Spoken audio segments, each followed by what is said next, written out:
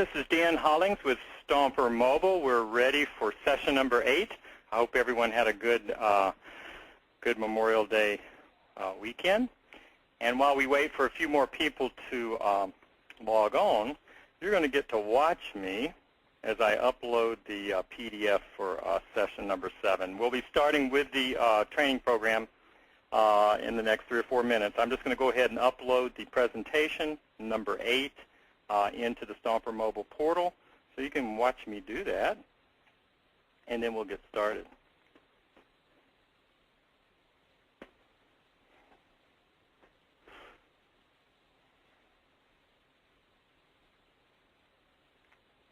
Again, if you're just joining us, this is session number 8 of Stomper Mobile, and currently I'm uploading the slide presentation into the Stomper Mobile portal so that it will be available for you now or after the presentation. And as soon as I do that, we'll get started.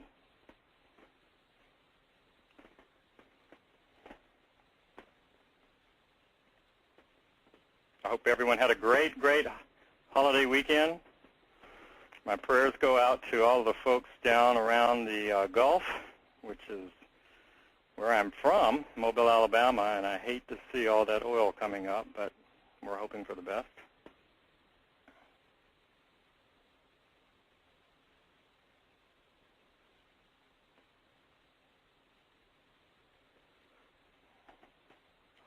This is working. Okay. This will be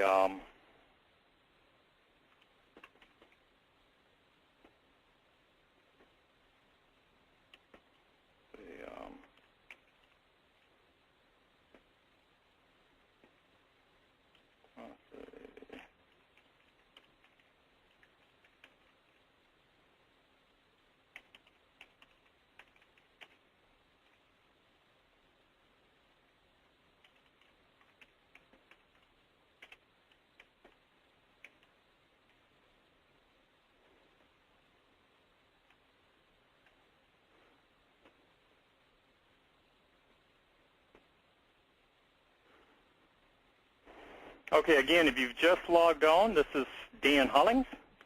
I'm here again with Stomper Mobile, session number 8. I'm currently uploading the presentation slides in PDF format into the Stomper Mobile forum area.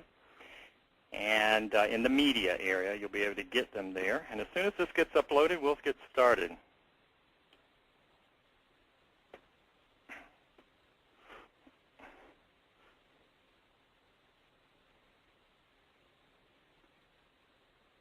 Somebody knows it's my birthday. How about that? Yes, my birthday is coming up in 8 days. So thank you for that. I don't know how you knew that, but that's a good thing. Also asking how my eye surgery went. Well, I want to tell you, I have 2 brand new eyes now, and I can see like a hawk. It's just amazing. I had interocular lenses implanted. I've always had astigmatism as well, and I don't have that anymore. It's amazing. It's just absolutely amazing. So if anybody's thinking of having that done, boy, I recommend it. Really good. Okay. All right. Looks like we're all set here. If you go to the Stomper Mobile forum, either now or after the session, you'll see that the Stomper Mobile Session 8 slides in PDF format are now up and available for you to download. And we're going to jump right in and get going.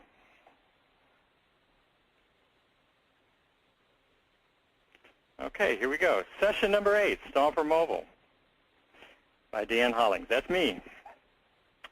Okay, tonight we're going to be talking about 2 things. And it's kind of a fun session, nothing real heavy duty tonight, but a lot of creative thinking will be required. And the 2 things we're going to talk about are mobile traffic and then 2D barcodes. And in the mobile traffic area, which we're going to cover first, what I'm going to do is I'm going to finish out what I've been promising since day 1, which is to get through at least 28 mobile traffic strategies. And up through the earlier sessions, I had covered about, I forget exactly, 14, 15, 16 or so strategies for creating mobile traffic. And we're going to finish those up tonight so that you'll have 28. And if all of these are used, or even just part of them, then you should have no problem in achieving some good traffic to your mobile landing pages, transition pages, mobile websites, and what have you. So on that note, we'll get started with mobile traffic. And again, what you should do is go through the slides, and you will be able to see, I've numbered them, I'm sorry, go through the sessions. I've numbered all of the traffic strategies so that there are 28 of them in total. There's actually many, many more than that because often in just one strategy it's a couple of traffic approaches in the single strategy. But I've numbered them 1 through 28 throughout the various sessions that we've had thus far. So let's get started. We'll start with number 15. And again, traffic strategies 1 through 14 were covered in previous Stomper Mobile sessions. Okay, these are ideas to get the juices flowing as well as the traffic. And I want you to remember that when we talk about mobile traffic, we're talking about traffic that can occur on the mobile web. It can occur as a result of a short code.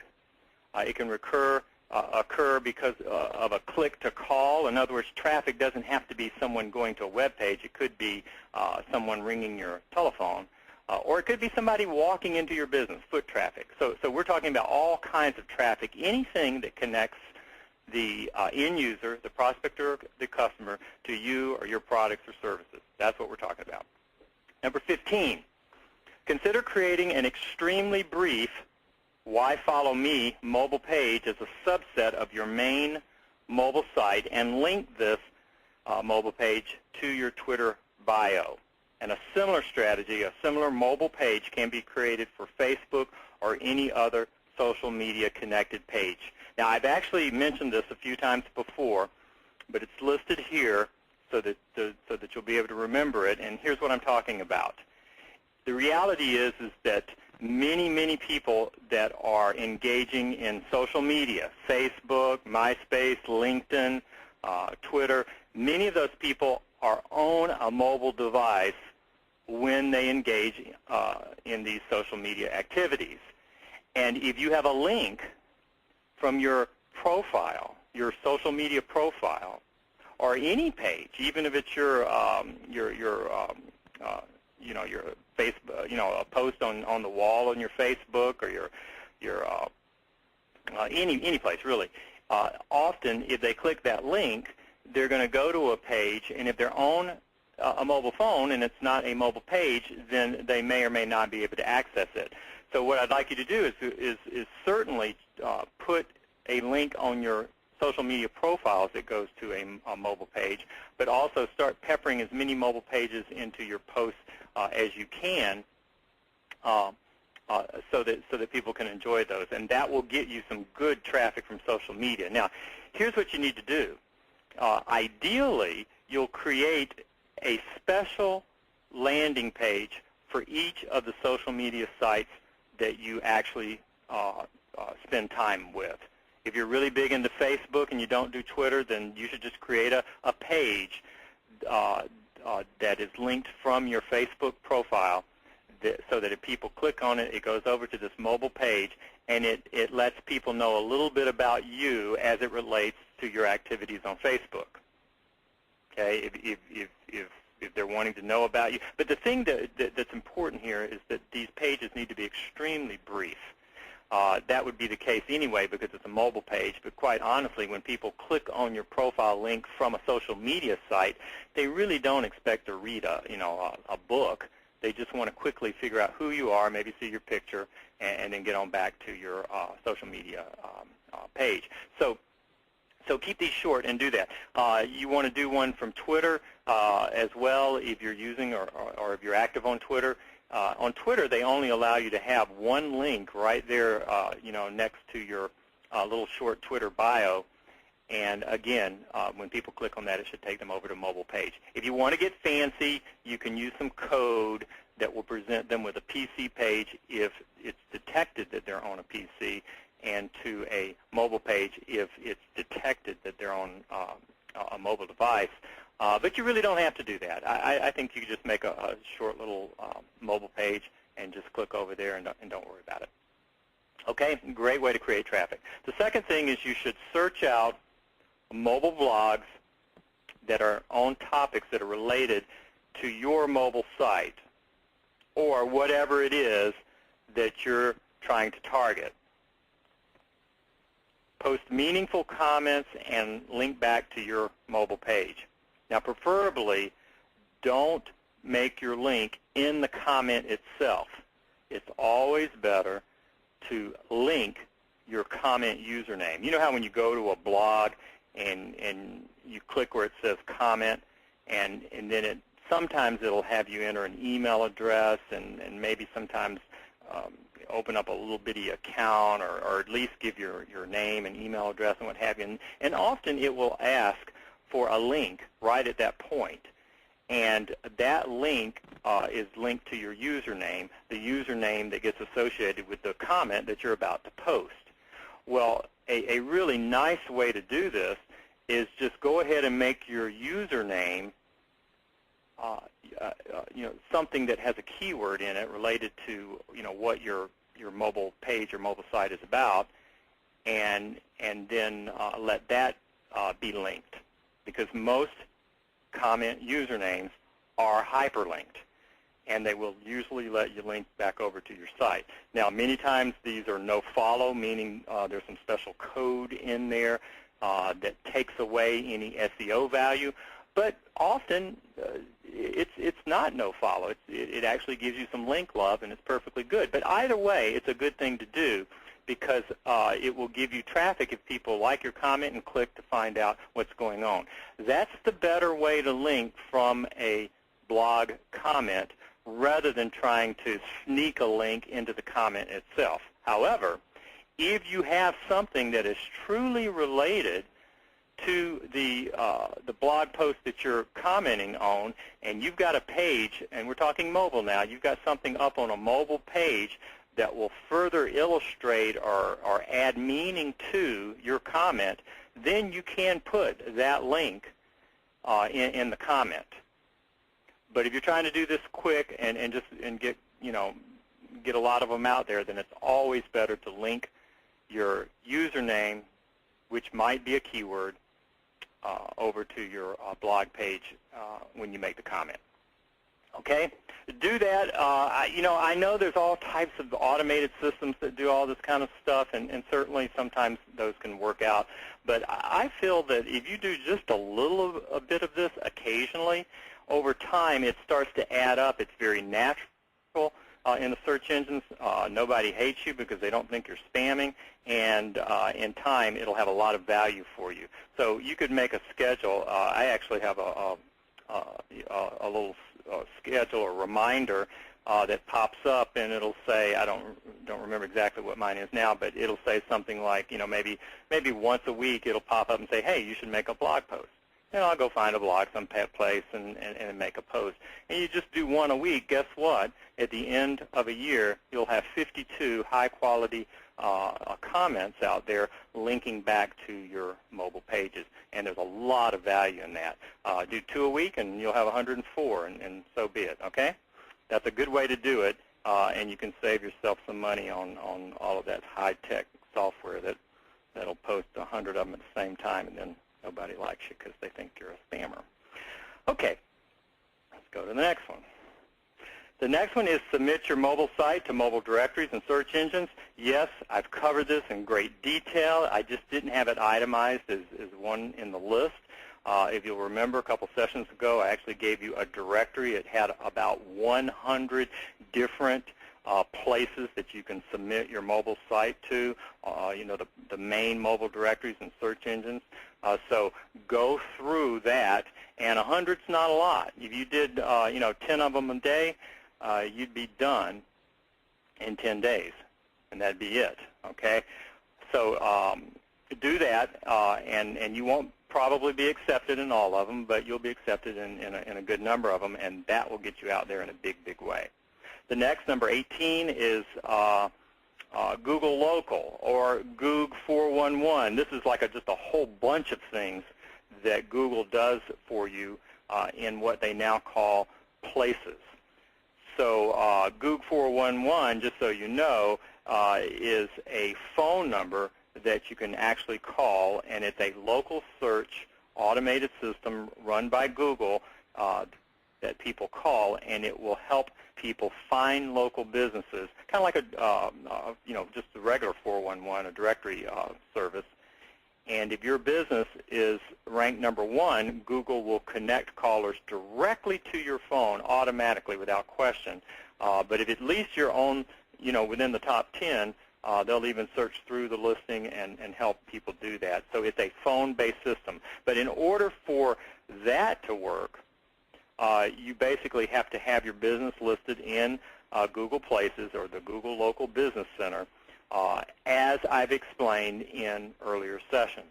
And I'll remind you, I mentioned it before, but it's really important. Use the keyword trick when you complete any page builder form. What's the keyword trick? The keyword trick is this. Make your name or your business name have keywords in it that you think your audience might be searching for. Let's say you are a landscaper, and the name of your business is, Judy's Helpful Stuff. Well, guess what?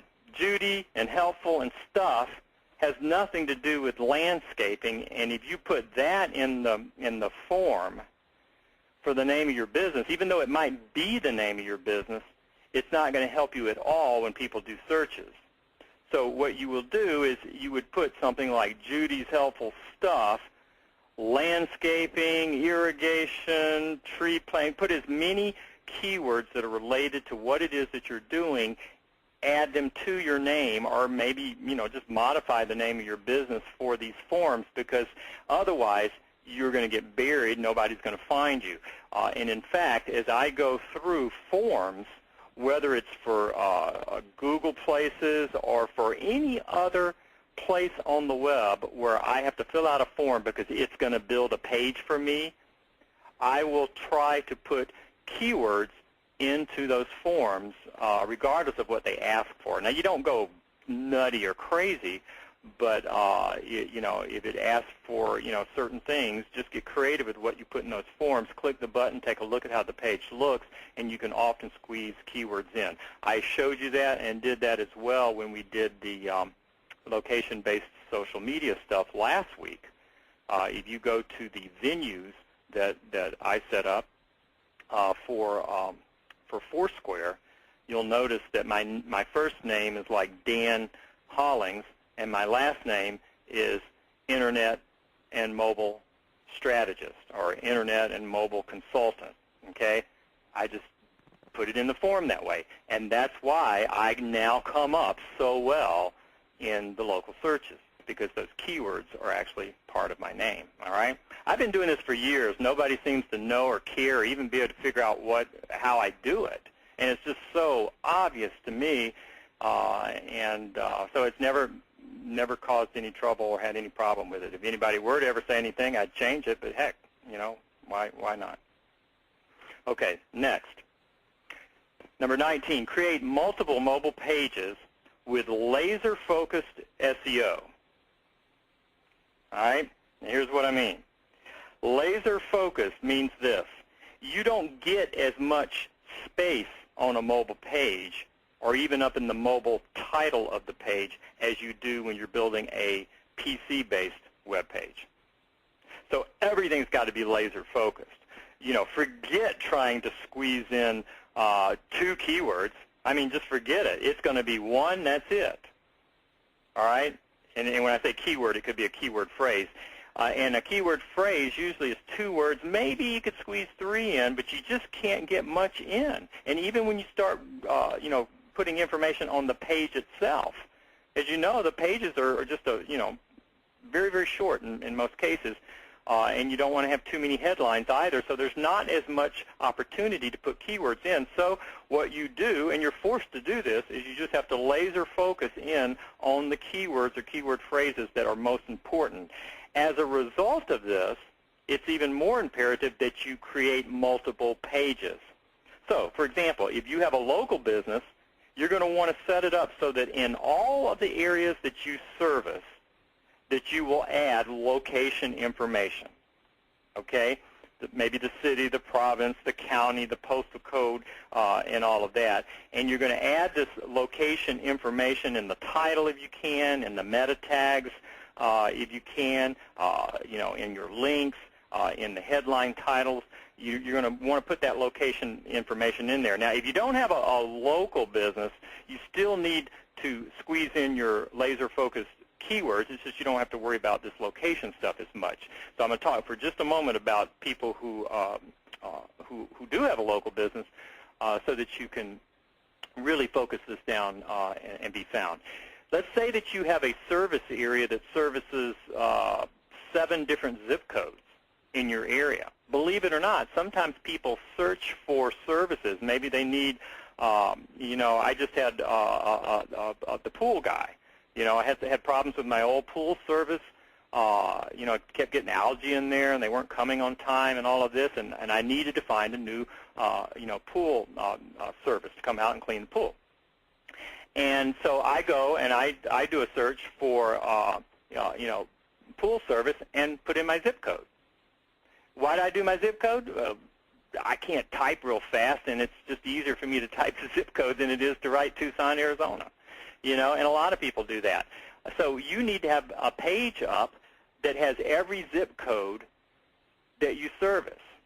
Does that mean you may end up doing one page? Let's say you had 7 zip codes of the various areas that you service, or the various areas of people that you're trying to target and attract, or in a 7 zip code area.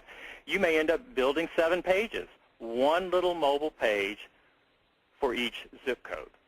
And the difference could be subtle, but the main difference is going to be in the title tag of that mobile page. You'll have 1 zip code. Then you'll build the 2nd page, and you'll have your 2nd zip code. And the 3rd page, and you'll put in your 3rd zip code, okay? And you could end up with 7 pages to cover all 7 zip codes. Then you may want to go back and do one by all of the names of, of the towns you service, or the cities that you service. Maybe there's 3 different cities that you service. You'd have 3 different pages for that. Okay, maybe there are different counties that you service. You can set it up for that. Now, the reason, I know this seems like extra work, but you kind of have to do it that way. First of all, there's not enough room on the page to put in multiple zip codes, and because of the way the search engines work, the more focused things are, the more likely that you're going to pull up. So what's the big deal? These little mobile pages are easy to create. You could end up with 30, 40, 50, 60 mobile web pages that are covering basically just your business for a local area. Now, you could do this as well with a national business or a regional business, but it's much easier for me to explain with these zip codes and county names and things of that nature. So hopefully you get me. Now, let me show you this little tool that I recommend that you use. It's called the Zip Code Finder tool. We're going to go there now. The link is right there in the presentation. When you get to this thing, it's got all kinds of stuff you can fill out, but you don't need to fill out hardly any of it. All you do is you put in your zip code, so I'll put in my zip code right here, okay, and then you do a radius, and I'll say a radius like, let's say I serviced people within a 20-mile radius, okay. I can include the cities in the results and all this stuff, whatever I want to include, but I just recommend just leave it checked like it is. Really, all you have to do is put in the zip code and the radius, and then scroll to the very bottom and hit submit. That's it. Just forget all that other stuff. Now, once you've done that, it seems like it just refreshes and nothing happens. Well, you got to scroll down. It's crazy, huh? Scroll down, and there it is. See what happened? Within 20 miles of where I am, I put in my zip code, here are all the cities. Tucson, Mount Lemmon, Catalina, Cortero. I don't even know some of these places, but they are within 20 miles of where I'm at. So now I know how many are there. 1, 2, 3, 4, 5, 6, 7, 8, 9, 10, 11, 12, 13, 14, 15. Looks like I'm going to be building 15 mobile pages if I want to attract people from those 15 towns that are within 20 miles of the zip code that I typed in. So there we go. I know what I need to do. But then look at here. Look at all the zip codes right there. See them all? I don't even want to count them, but it looks like there's probably about 30 or 40 of them. So that means I need to do 30 or 40 pages, mobile pages, with these zip codes. I might, filter through them and pick out the better ones and what have you if I don't want to build them all. But you get the idea. This will give you incredible local coverage. So this little tool is just tremendous for that. So let's go back. Now, if you need to get to that tool, the web address is ez.com/findzip, F-I-N-D-Z-I-P. All you do is you enter your zip and a radius at the top, click the button, and it will show you the results at the very, very bottom. Great, great tool. Okay, the next one is for counties, and the web address for that is ez.com/county names. Let's take a look at that. And you can see here, I won't go through all of these, but you can do all types of searches to find the counties that are within your area. You probably won't have as many counties as you do zip codes, so that may only take 2, 3, or 4 pages. Okay? So there you go. You can do web pages now and make sure that you cover your city, your province, your county, your postal code, zip codes. And when you do this, make sure that let's say you had one zip code, you put that zip code in the title, you stick it in your meta description area. You might want to do a link to that page that is the actual zip code. Because keep in mind that whatever text is hyperlinked is considered by Google to be a very strong keyword for that page. So someplace else, maybe on your PC site, you might link to your mobile page using the actual zip code. And then when people click that, it takes them to the mobile page that is specifically for that zip code. And then you could add it into your headline text. All right? Takes a little work, but you do this one time, and you'll have really, really good mobile traffic on a local basis. Okay, this is a really thinking out of the box thing. I've been doing this for a couple of years, and I'm not going to kid you. It's not that it produces monstrous traffic, but it has the potential to create monstrous traffic if you play it right. And I haven't yet done it. I only have tried this about 6, 7, or 8 times, and I was just kind of fiddling around with it. And again, I don't have a specific, product that I sell. And back when I was doing this, I actually wasn't selling anything. I mostly earned my living by consulting and helping other people. But here's the thing, and you'll get this right away. If you watch the news, and in particular CNN, and I assume that the other news channels may have something like this. I haven't explored that. But with CNN, if you'll watch for stories on CNN, either by watching television or going to their website on a regular basis, and look for stories that somehow connect to what you do. And I'm going to use an example that's really obvious, but back during Hurricane Katrina, I was doing a lot of work for carpet cleaners at the time. And all of a sudden Katrina comes along, and journalists and the news, they're wanting to talk to carpet cleaners about how to get mold out of carpet and all of that because of the flooding that had occurred down there. All right? Well, there's all kinds of news going on. All right? What CNN will allow you to do, they have this thing called iReports, and it's at iReports.com. And in just a second, I'll be showing you the links. But iReports.com allows you to kind of pretend you're like a little news reporter, and you can just write a story. But the story can actually be about anything you want. But if you relate it to something that's really big in the news, that connection will cause traffic to come to your site, because here's what happens. It gets published on their website.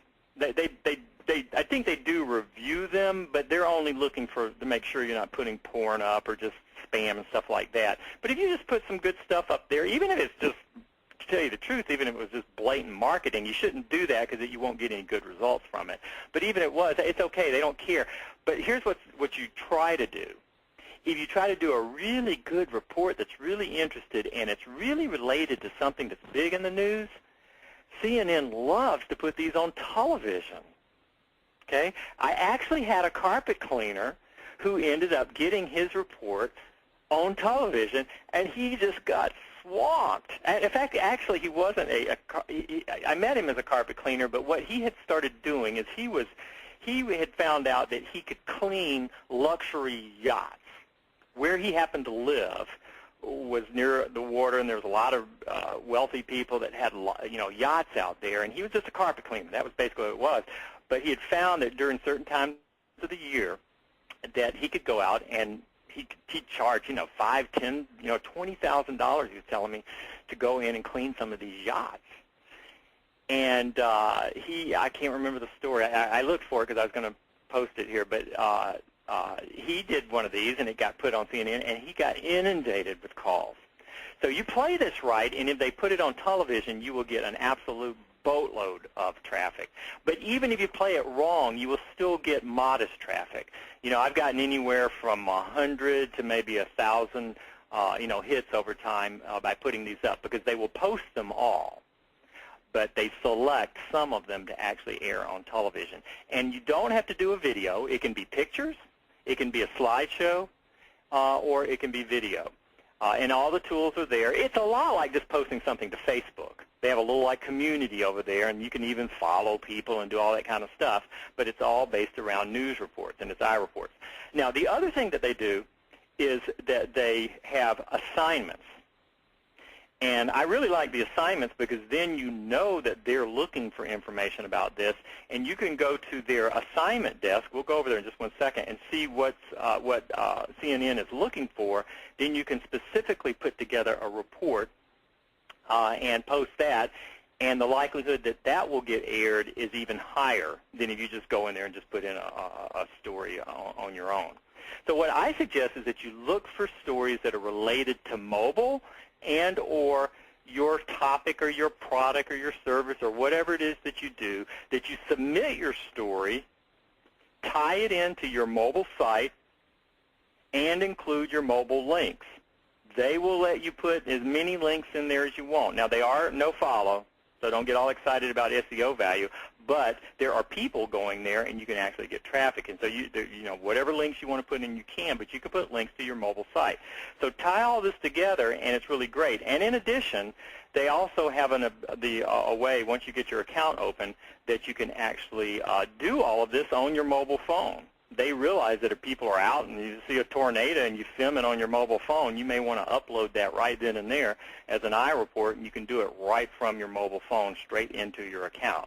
So it's something, do it every once in a while, and if you ever hit a home run with it, let me know, because I've seen the kind of traffic, and you can look around over there and you'll see the kind of traffic that you can get. So let me go to the next page here, and you'll see the links. Okay, hold on one second. All right. First of all, you will go to CNN iReports, and you'll sign up. Okay? Let's actually go there. Okay, here we are at CNN iReports. It's loading up. Okay, and you'll see right up here, it'll say sign in. I'm already signed in, but normally in the upper right-hand corner, you'll be able to click and sign up. And it's kind of like, you get to set up a little profile page. I actually have a link to my profile page in the thing. Some of the reports I've done, what's this here? Your profile page is loading. Some of the reports I've done are over here. And here's my actual See, here's my profile page right here. See, I've had 4,130 page views on the various reports that I've done. Okay, I haven't done a report in months. Okay, but that's how much I've had. I've done 10 iReports, and I just did them, on kind of weird topics, to tell you the truth, but they're all there. And you can take a look at that. But the main thing is you figure out how to do it where it makes sense for you. Now let me go back. You can also, once you get into your profile area, if you look right here, it says mobile upload. You have to already have your account, but that will give you a special address and a PIN so that you can actually upload stuff into your account. Okay? So that's kind of neat. Now, assignments. Let's take a look at the assignments. Right here, your iReport assignment desk. And click that link. It'll take you to assignments. And you can see, by the way, if you read this, the ingredients of a good story: take great pictures, shoot better video, record the sound of your story. Skim through all of that, because the better you can do this, the more likely they'll put it on television. But let's take a look at these. Are assignments. These are things. Oil spill, obviously. I'm going to show you an idea about that in a moment. Anything about volcanoes, breaking news. There's all kinds of assignments that you can do. Okay, they're all listed here. And if you do those, the likelihood that you'll get published is much, much higher. All right. And then I've already showed you my profile, but if you want to link to it, it's right here. You can see my profile. Oh, I'll click on it and show it to you one more time, because I do want you to see that right here in the lower left-hand corner is my mobile site, home page, danhollings.mobi. So you do have a profile page. You can put your link there. And when you actually do an iReport, I'll actually go to an iReport here. I'll go to this one. This is a really funny one I did. Talk about one that has nothing to do with news. I just did it. The secret of how I became Mr. Universe. Some of you know that I use this little Mr. Universe icon a lot.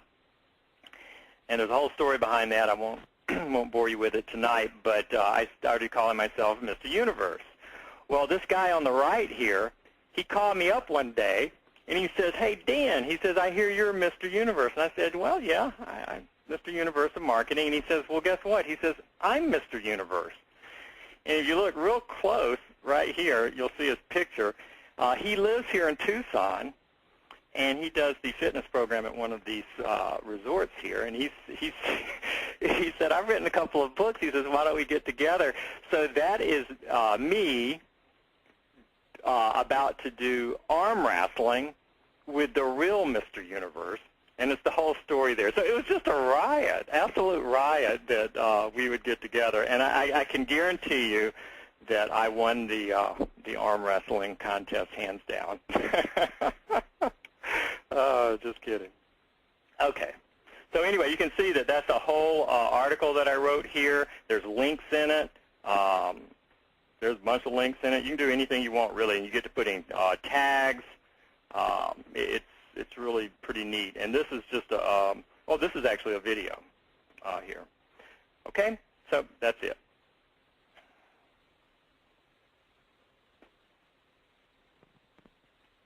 Okay, number 21, moving along.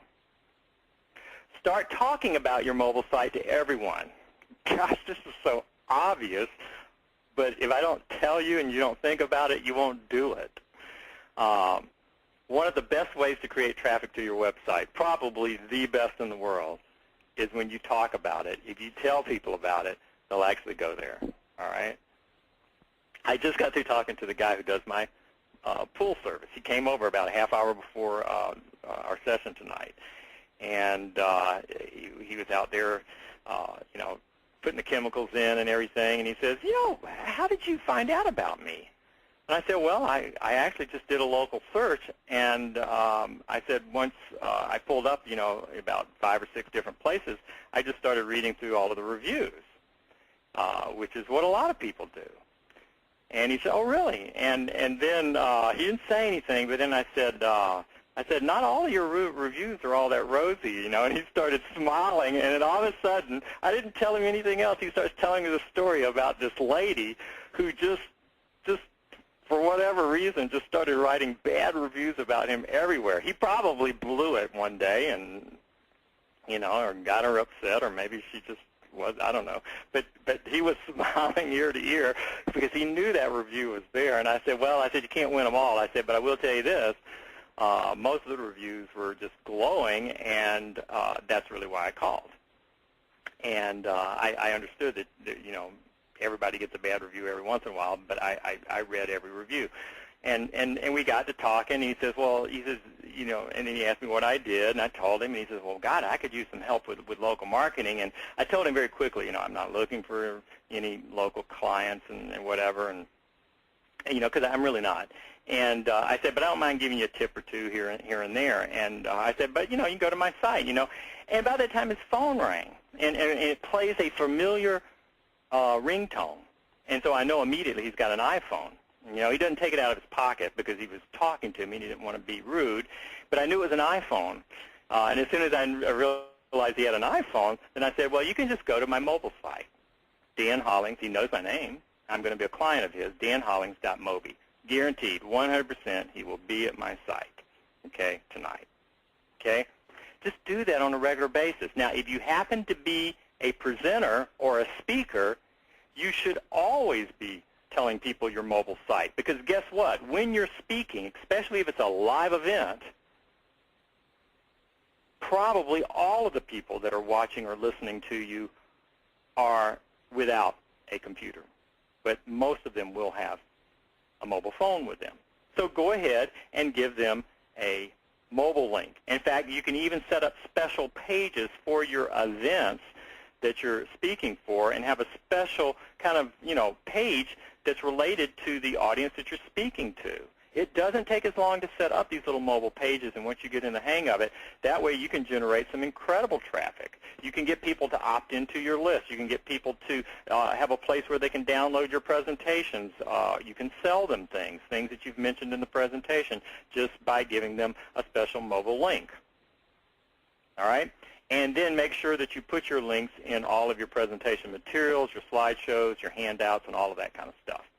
Also, bookmark the important pages that you need to remember on your phone so that you can get to them fast. There's nothing worse than talking to somebody and going, "God, I got to show you this." And then here you are fumbling around trying to remember, some, page, that's deep in your site, and you can't remember the exact web address. And you just need to have things bookmarked on your mobile phone so that when you're out and about, that you can pull it up really, really quick, and then always be ready to share this information with that person in some way. If they want the link, you should be able to email it to them or text message that link to them readily, so that they're not pulling out paper and pen and writing something down that you know for sure they're going to lose it before they even get home. All right? Number 22, create a very short video for YouTube. Even a slideshow type video will do, and submit it as a mobile video. If it's under 1 minute, it's best. You should use mobile in your title, plus add your topic or your topic keyword, and also add related tags. And then where it says description, you want to put visit mobile, and then put in your keyword phrase, site, and then you put in your link. Now let me show you something about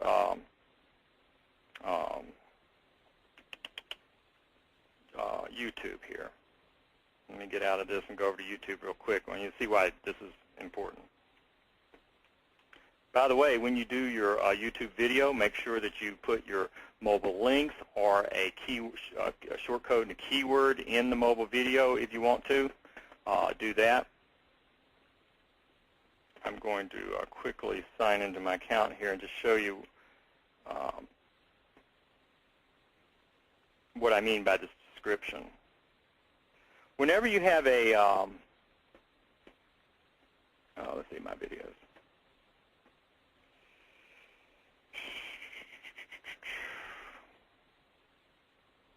Let me find one that well, I'll see. Maybe this one will do.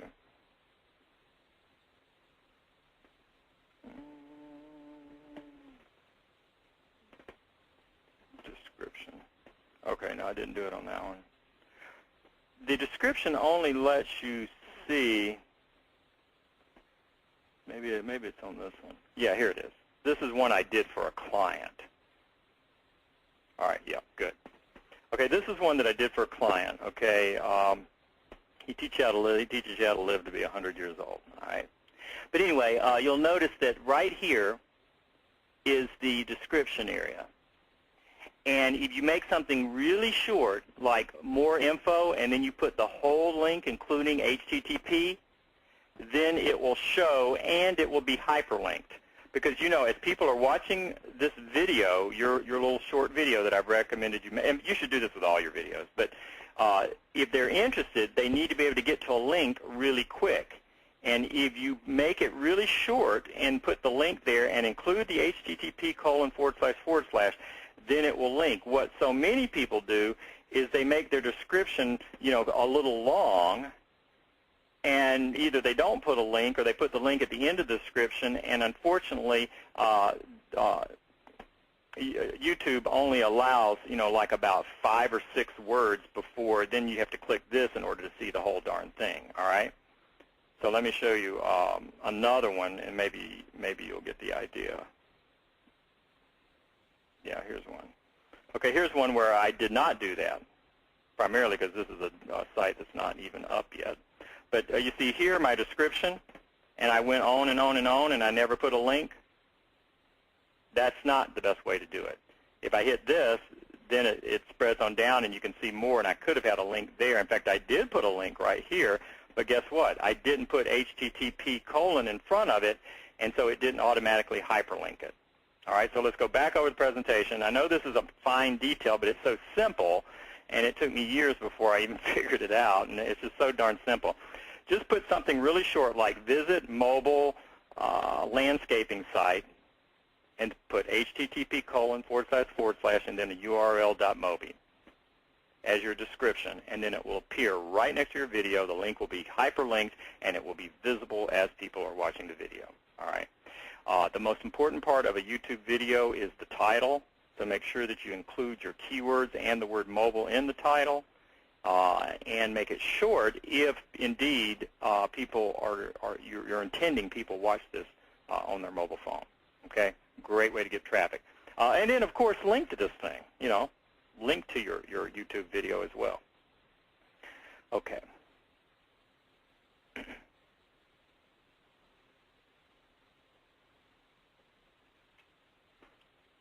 The next thing is to create a mobile press kit. All right? This is important no matter what you do. And you can make one yourself, or you can go to a place such as I recommend here at presskit247.com, and they have a builder there that will allow you to build one that creates both a mobile press kit as well as a PC-based press kit. Or you can take a look at a press kit and kind of put one together yourself and then put it up on a special domain or something. But there's several reasons why you should have a press kit. Journalists are constantly looking for expertise in every area you can imagine. Don't think that what you do is not newsworthy. It is. All right? But journalists are really, really, for the most part, lazy. When they need a story, all of a sudden, you know, there's an oil spill in the Gulf, and there's all types of related stories, you know, that journalists are trying to dig up because it's of interest to people now. You know, people losing their jobs down there. What are they going to do? Different, you know, volunteer groups going out and cleaning the beach. I mean, just all kinds of stuff. You know, people coming up with inventions that can clean. Or I mean, it just goes on and on and on, the things that you could connect to this big event, all right? And journalists are looking for stories. If you set it up as a press kit, the journalist knows straight away that you're a professional that has information that would be of interest to a journalist. It's not as likely they're just going to go to your site. They're used to going to a press kit page or downloading a PDF press kit or something like that. That's the language and the terminology that a journalist is expecting. So if you don't have a press kit, then they think, well, you've never, done this before. They're going to look for somebody else. All right? So set up a press kit. Now, I just clicked on the top link, and you can see that this is a place that a lot of journalists go to search for stories. Okay? Now, I don't have any idea, but let me do a search for oil and see if anything comes up. Well, yeah, it does. You have to read through all of this. But here, if a journalist was looking for a story that had to do with oil, these are potential press kits right here that may have something to do with that, all right? And they could click and they could go there, all right? And they could read all about this person, okay? Her background, articles, quotes, and all of that. In other words, types of questions to ask if they were to do an interview with her, photos, all kinds of stuff. It's set up for journalists, all right? Now, you can get into this system if you want, and they actually will even, they have a form-based press kit building system. There's a fee for it. I have no idea what it is. It's, honest to God, I've got 2 press kits here. But I will tell you this. I helped this company, the way I met them, is first of all, they were one of the companies that did some of the PR promotion for some of the people that were involved with the secret movie. That was where I first met them. Then they reached out to me and asked if I could help them to build a system, an automated system for press kits that would be SEO smart. And so I consulted with them so that when these press pages got set up, that they would be SEO savvy. I did this as a consultant. I'm not like an affiliate or anything. If you go over here and sign up, I don't make any money. I'm just recommending it because it's a good system. And then that's it. Now the thing is that when you think about PR, some people just think, oh, well, CNN's not going to call me up. All I do is, I mow lawns in my neighborhood, whatever it is. You think of what you might do as not being deserving of national news. Well, a lot of PR isn't national or global. A lot of it's local. And there are local radio channels, there's local newspapers, there's local television, a lot of local stuff, and journalists that are looking for local stories. And you will not have an awful lot of competition. But you need to get the press kit up. You can do it through a system like this or set it up on your own, whatever, and then make sure that there's a mobile version. I will tell you this. Journalists do a lot of their work mobile, and they are forever thankful if you've got a mobile press kit. Okay? You can build a little simple one over at MobiSite Galore, or you can go to a place like this. By the way, MobiSite Galore now has their system set up the way I've recommended. They were originally going to create a special link and just provide these extra things because I had complained about it so much, basically. But then as they started thinking about it, they realized that it was a damn good idea, and they decided that they would just integrate it and make it a part of their system for everybody. So hats off to them for doing the right thing. So I'll put together the details and talk about it more in the next actual session. But if you go there now for the top plan, I think it's the, why don't you head over there real quick. MobiSite Galore. Their top plan, pricing and packs, is right here, the one that costs $16.99 a month. Okay, that's right here, and then there's 25 website packs. Okay, that's $98 a month if you're a consultant, and that's what you would need. And now you are allowed to download a zipped version of the site once you build it.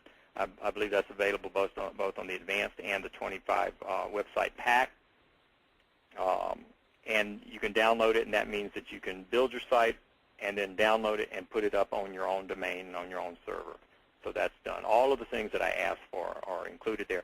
The other thing that they are providing is that if you don't want to download it and put it on your own server, they will host it for you, and they will allow you to have up to 3 domains without any extra charge, so that you could have one domain for your transition page, you could have another domain for maybe a landing page, and then a third domain for your regular site or something like that. So they will host 3 of them for you, but if you want, you can download them as a zip file and then upload them FTP onto your server, and you're all set with that. Okay? Alrighty, let's go. The next thing, by the way, if you want to get listed at Presskit 24/7, I got to change the link on that. That's wrong. Just go to Presskit 24/7.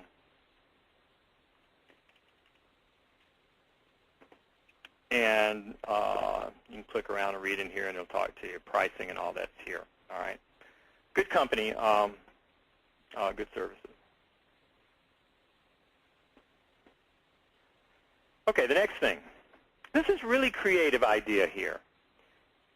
I don't do as much pay-per-click as I used to, but this is a good little idea. Run a low-cost pay-per-click ad that reads something like this. And you're going to do this. You're going to buy keywords that are associated with what your expertise is, or whatever it is you do. And the ad is going to say, interview an expert, topics, and then you list, 1, 2, or 3 of them, and then put my mobile press kit, and then you'll put your mobile link in the ad. Now, you're not going to get a lot of clicks. So what's nice about this is that it's not going to cost you a lot of money. Now, it could be that because you're not getting many clicks, Google might raise your click rate. In other words, they might charge you a little more. But you don't need to worry about it because I don't know what they would charge you, and it's going to depend on the keywords. But even if it's 50 cents a click or $1 a click, you're not going to get that many clicks because this is going to be only clicked mostly by people who are looking to interview an expert. And I'll tell you, if you want journalists to find you and you're not pulling up on the first page of your keywords, you can, naturally under organic search, then you can just buy the little ad like this, put this up, and then bingo. If you get calls or if you get clicks, there's a good chance you may get an interview, and that interview could lead to business clients, traffic, money, all the kinds of things that you're interested in. Well worth trying. Number 25, post 2 mobile photo sharing sites and include your mobile links. If you click on this link, easy.com/mobile photo, it takes you to a Google search where there are a whole bunch of, there's probably 30, 40 different mobile image sites, and you can get a lot of traffic from mobile image sites. So just be taking lots of pictures and uploading them and including your links. It can work really great. What works really good, and again, I apologize that I use a lot of carpet cleaning examples. It's just I spent so much time working with them. But I would have carpet cleaners, come in and they take a picture of the carpet before they do the work, especially if there were really bad spots. And then they take pictures of it while they're doing the work, and they take pictures of it after they do the work. Then they take pictures of them standing there with their arm around the homeowner and everybody smiling, and videos as well. And do that just as much as their customers would allow them to do, and then upload them all over the place. And bingo, all of these pictures are telling a story. Here's what you do it good, and you've got happy customers.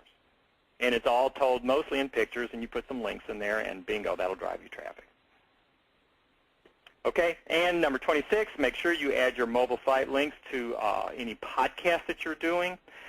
There's an awful lot you can do with podcasts. I just want to make sure that I've planted that seed. And then number 27, do a special announcement email out to your list about your mobile site. And think of a reason that would make them want to go there. What's the mobile magnet? If you think even harder, you can get them to blog about what you've done, or to share it with others, or to link to it, or to subscribe. But you should think it through and do an email or two or three, or do it periodically, and continue to drive traffic from your existing database to your site. Oftentimes we think about how to drive traffic, and we're always trying to think about how to drive strangers to our site. We sometimes forget that we should also continue to try to drive our current customers and subscribers to our site as well. Number 28, participate in a collaborative top 10, best 50, 101 great mobile sites, and things of that nature.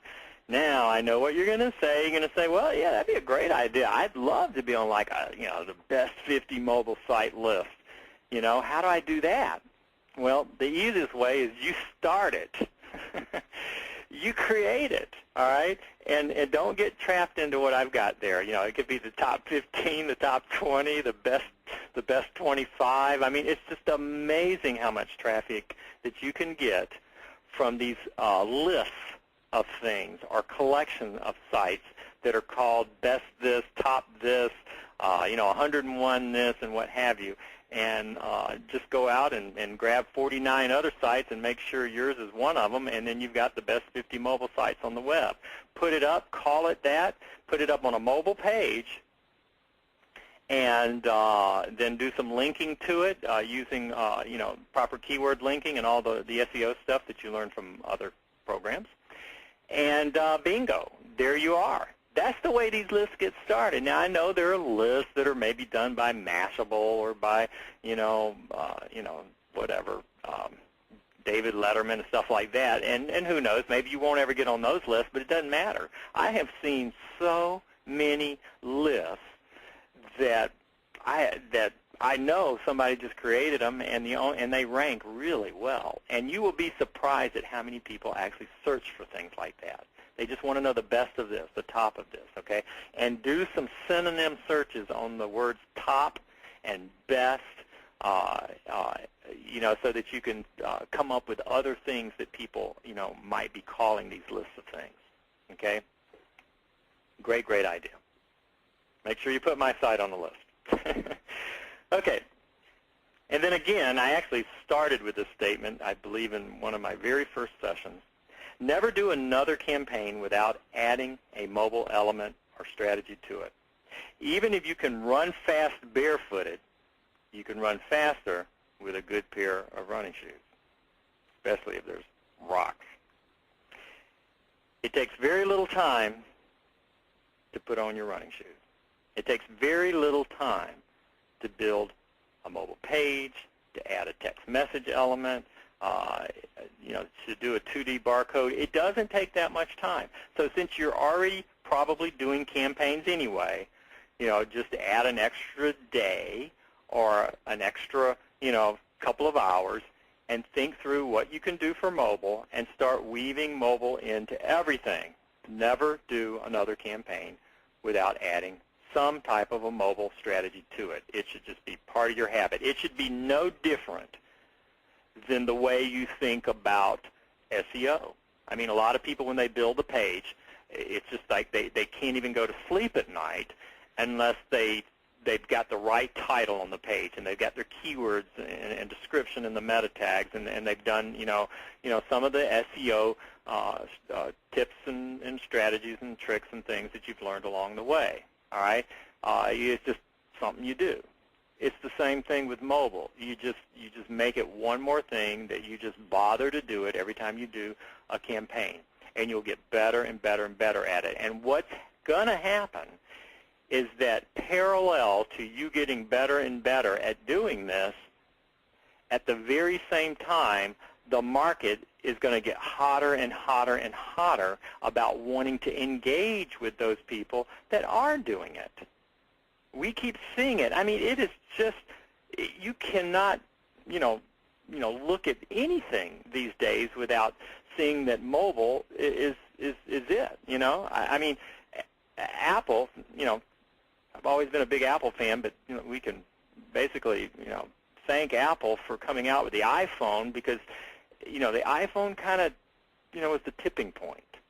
And once that happened, then it changed the game, and that's why now everybody is running as fast as they can. It amazed me last week. I read that Apple finally topped Microsoft in their market cap. Never thought I'd live to see that day. Found out that of the big e-commerce sites out there, Apple is number 2 only to Amazon, and they're coming up on them. And with the iPad giving a big challenge to the Kindle, and Apple's doing some other cool things that are coming up, it's just really, making mobile hot. It just couldn't be any hotter. So you've got an edge because of the fact that you know more than probably most people could ever even think of when it comes to mobile, even if it's not ingrained, as intuitively yet. You've got it, in all of these presentations and the materials, and if it's not in the materials are likely, leading you that direction, and a few Google searches are going to get you to exactly what you need. You know the core things that are important, from the trainings that I've been sharing with you. So those are the 28 mobile traffic strategies. Doesn't mean there aren't more strategies. There are hundreds. But if you will do those 28, or as many of them as you can, you won't be shy of traffic in your mobile marketing efforts. Now, fun stuff. And this really is fun stuff. I can't think of anything that I like more than the whole idea of taking a picture of something and having it instantly take me someplace or do something, send me a text message or ring my phone or do something. I mean, it's just like blows my mind that you can even do this. I never know that a picture could function like the scanner at the grocery store. I just didn't dawn on me. And when I started doing my mobile research a couple of years ago, I stumbled upon this very early on, and it was just, this is just like the Jetsons or something. I just thought it was great. And the very first thing that I worried about, and again, this is 2 years ago, the very first thing I worried about was, well, cool as it gets, but, is it going to catch on? I read that it had already caught on over in many of the Asian countries, in particular Japan, and it was just very common there. But for some reason, it just wasn't catching on over here, and I was just wondering how long it was going to take.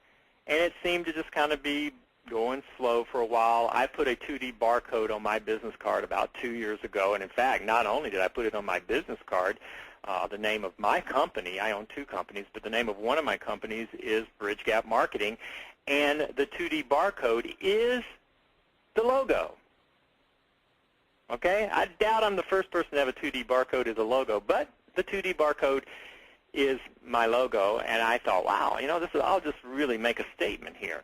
And I did that, and everywhere I go, I'm not one to pass out business cards that much, but everywhere I go, if somebody asks me, I'll show them, and they'll look at the card for, it's like it hypnotizes them or something, They'll say, what's this? And then I'll say, well, I'll pull out my iPhone, I'll take a picture of it, and it'll go to and it's just like, whoa, you talking about making a statement. Now, you still get that effect today, and you still will for a while yet, but eventually this is going to be old hat. Nobody's going to really think a thing of it, but if you do it now, you're going to pick up on viral at an incredible level. People will save your card when they get home. They're going to show it to their spouse. They're going to show it to their friends and business associates. They're going to email people about it, and all of a sudden you're getting traffic and marketing and viral, all because you're using a technology, 2D barcode. So it's just downright cool. All right, they call it 2D barcode because it's related to the 1D barcodes that you see in the grocery store. I'm going to show you that in just a second. But they also call it QR codes, and QR stands for quick response, a quick response code. And there are some other names that you'll see for it. There's kind of a war going on right now amongst providers of this technology, each of them trying to become, you know, the de facto or the default provider.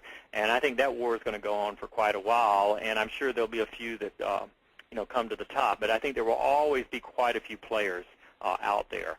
The good thing is that it is free, both the software to read the codes and the software to create the codes. So you can create as many as you want, and you don't have to pay anything.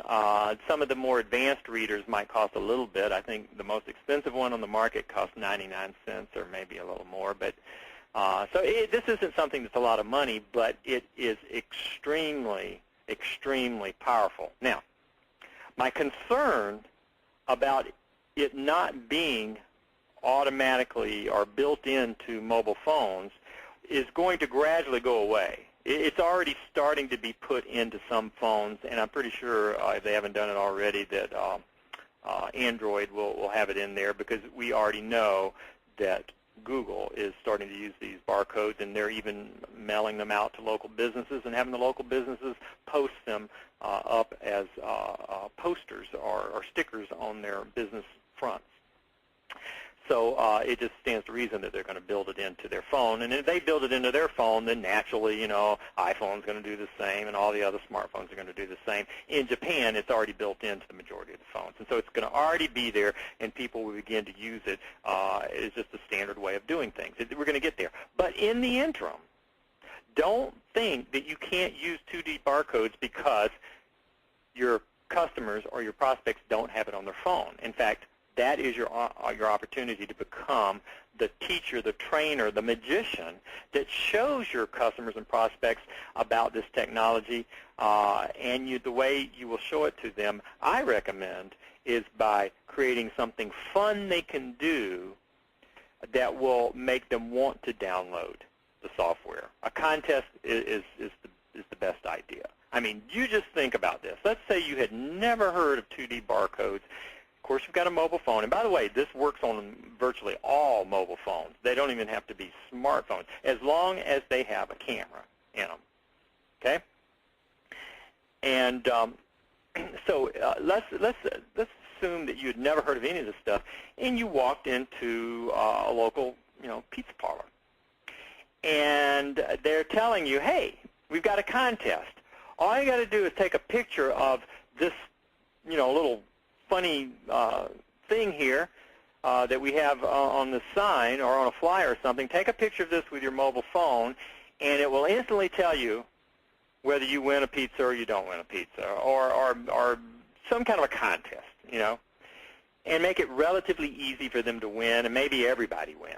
All right? Well, guess what? All of a sudden, I'm being bribed by a pizza to go and download something, and I kind of want to do it anyway because it seems neat. Wow, you mean I can take a picture of that and something's going to come back on my mobile phone and I'm going to win a pizza? Why wouldn't I want to do that? So now I will bother to go to the web address, and I could get the web address to download the software from my mobile phone.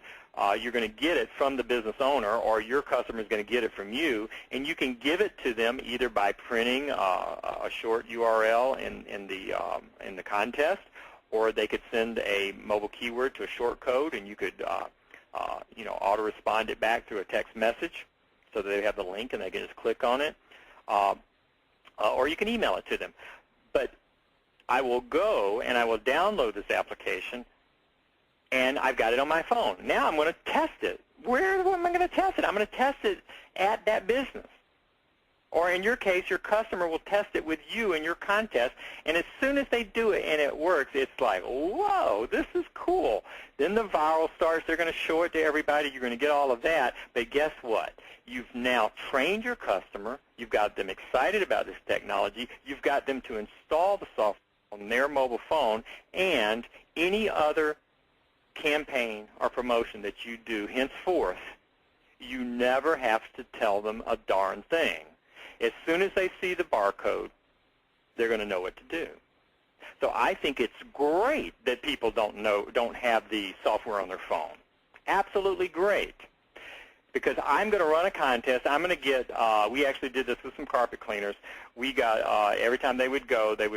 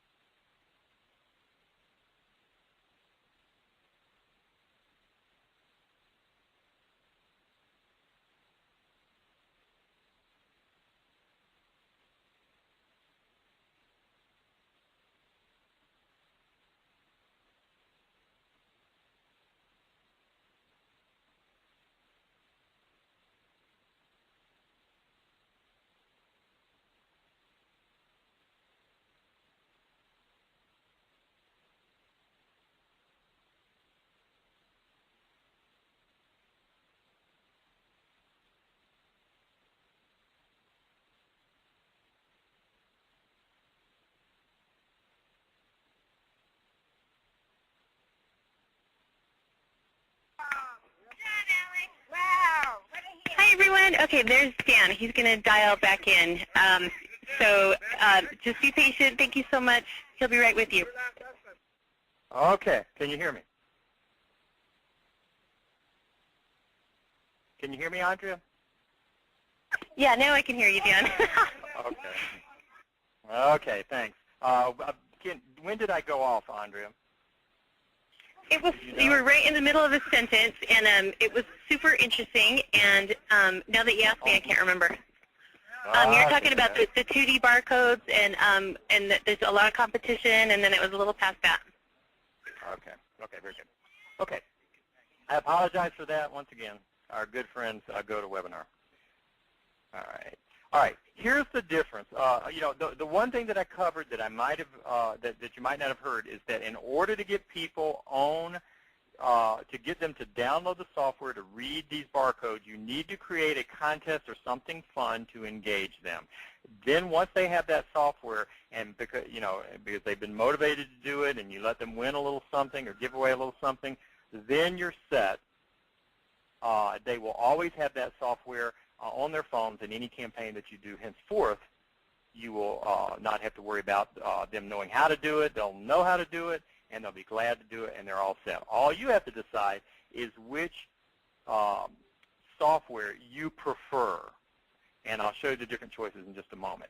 Real quick, the difference between 1D barcodes and 2D barcodes is right on the screen here. On the left is your common 1D barcode. I know you've seen this 1,000 times if you've ever been in a grocery store or any place shopping. This type of linear barcode, it does not hold an awful lot of information. Okay, it's basically used for inventory, pricing, stuff like that in grocery stores and shopping stuff. All right. However, on the right side, the 2D or matrix code, it has all these little squares, and there's many different varieties of this, as you'll see.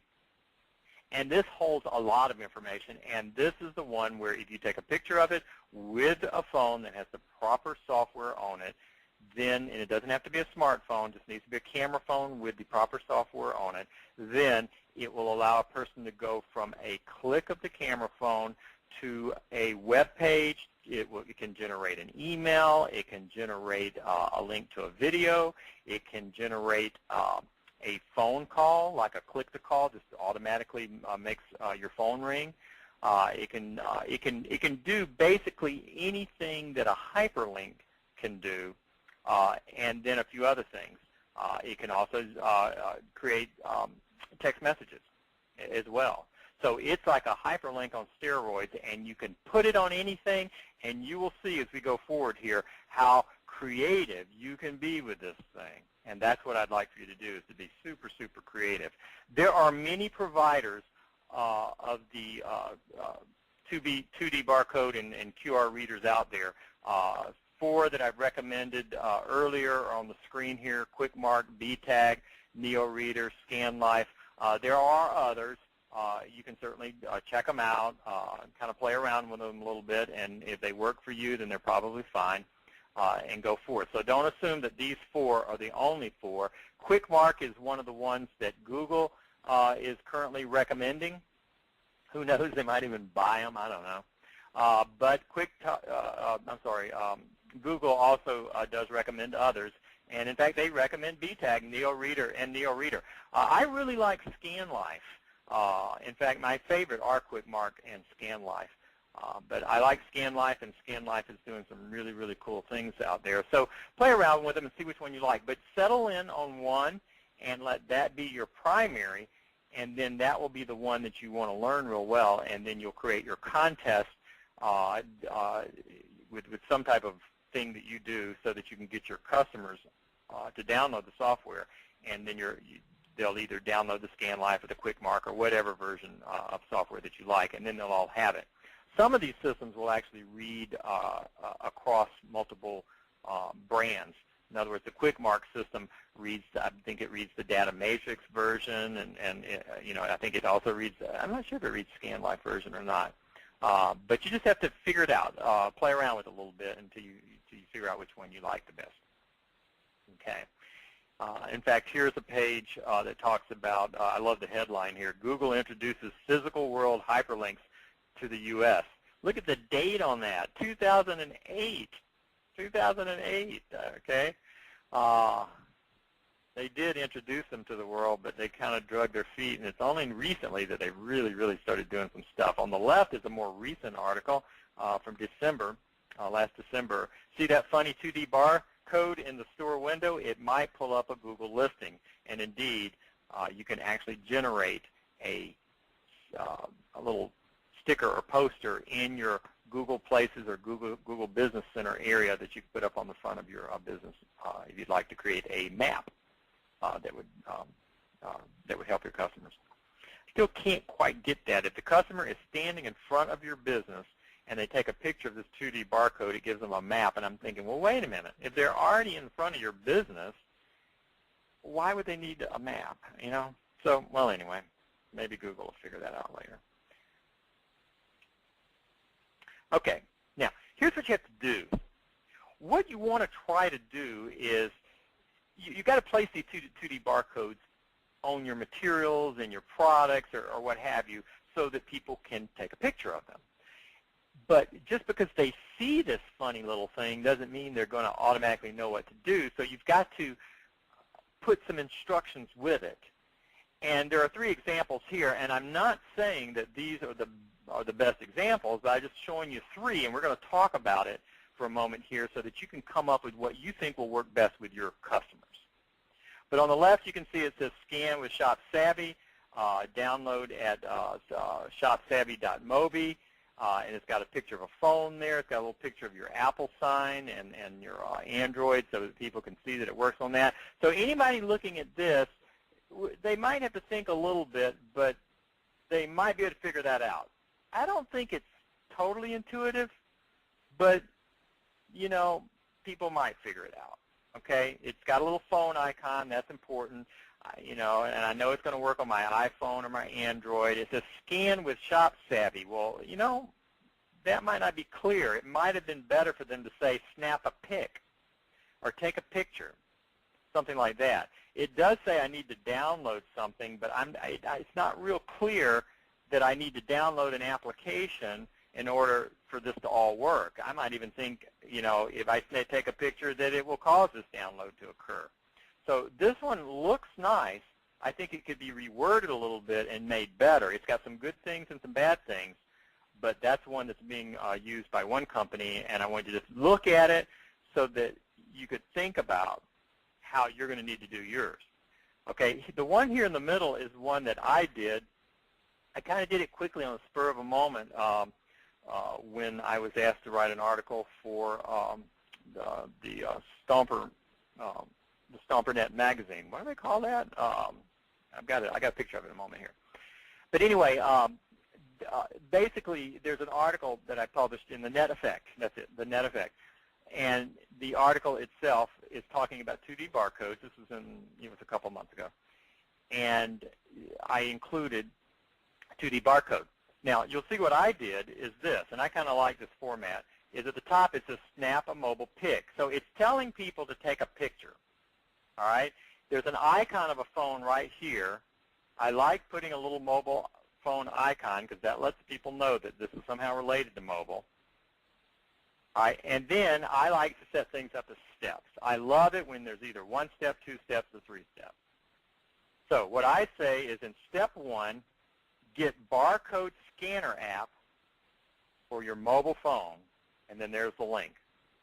There's no doubt that this is an app. It's for the mobile phone, and we can get it there. In other words, that's the step 1, and there's a line coming down from the phone kind of pointing to that. And then step 2 is you snap pic to visit site. I'm telling them what to do and what's going to happen. All right? Now, I'm not totally pleased with this, but I think that it gets the message across. In other words, I'm telling you that you could improve upon this. But I think that mine is a little bit better than this one over here. Okay? Now, if you do go to this link, the ez.com/mobile-scan, that will take you to a page where you can download the various different type applications. In fact, let me show you that EZ Mobile Scan. Let's go there.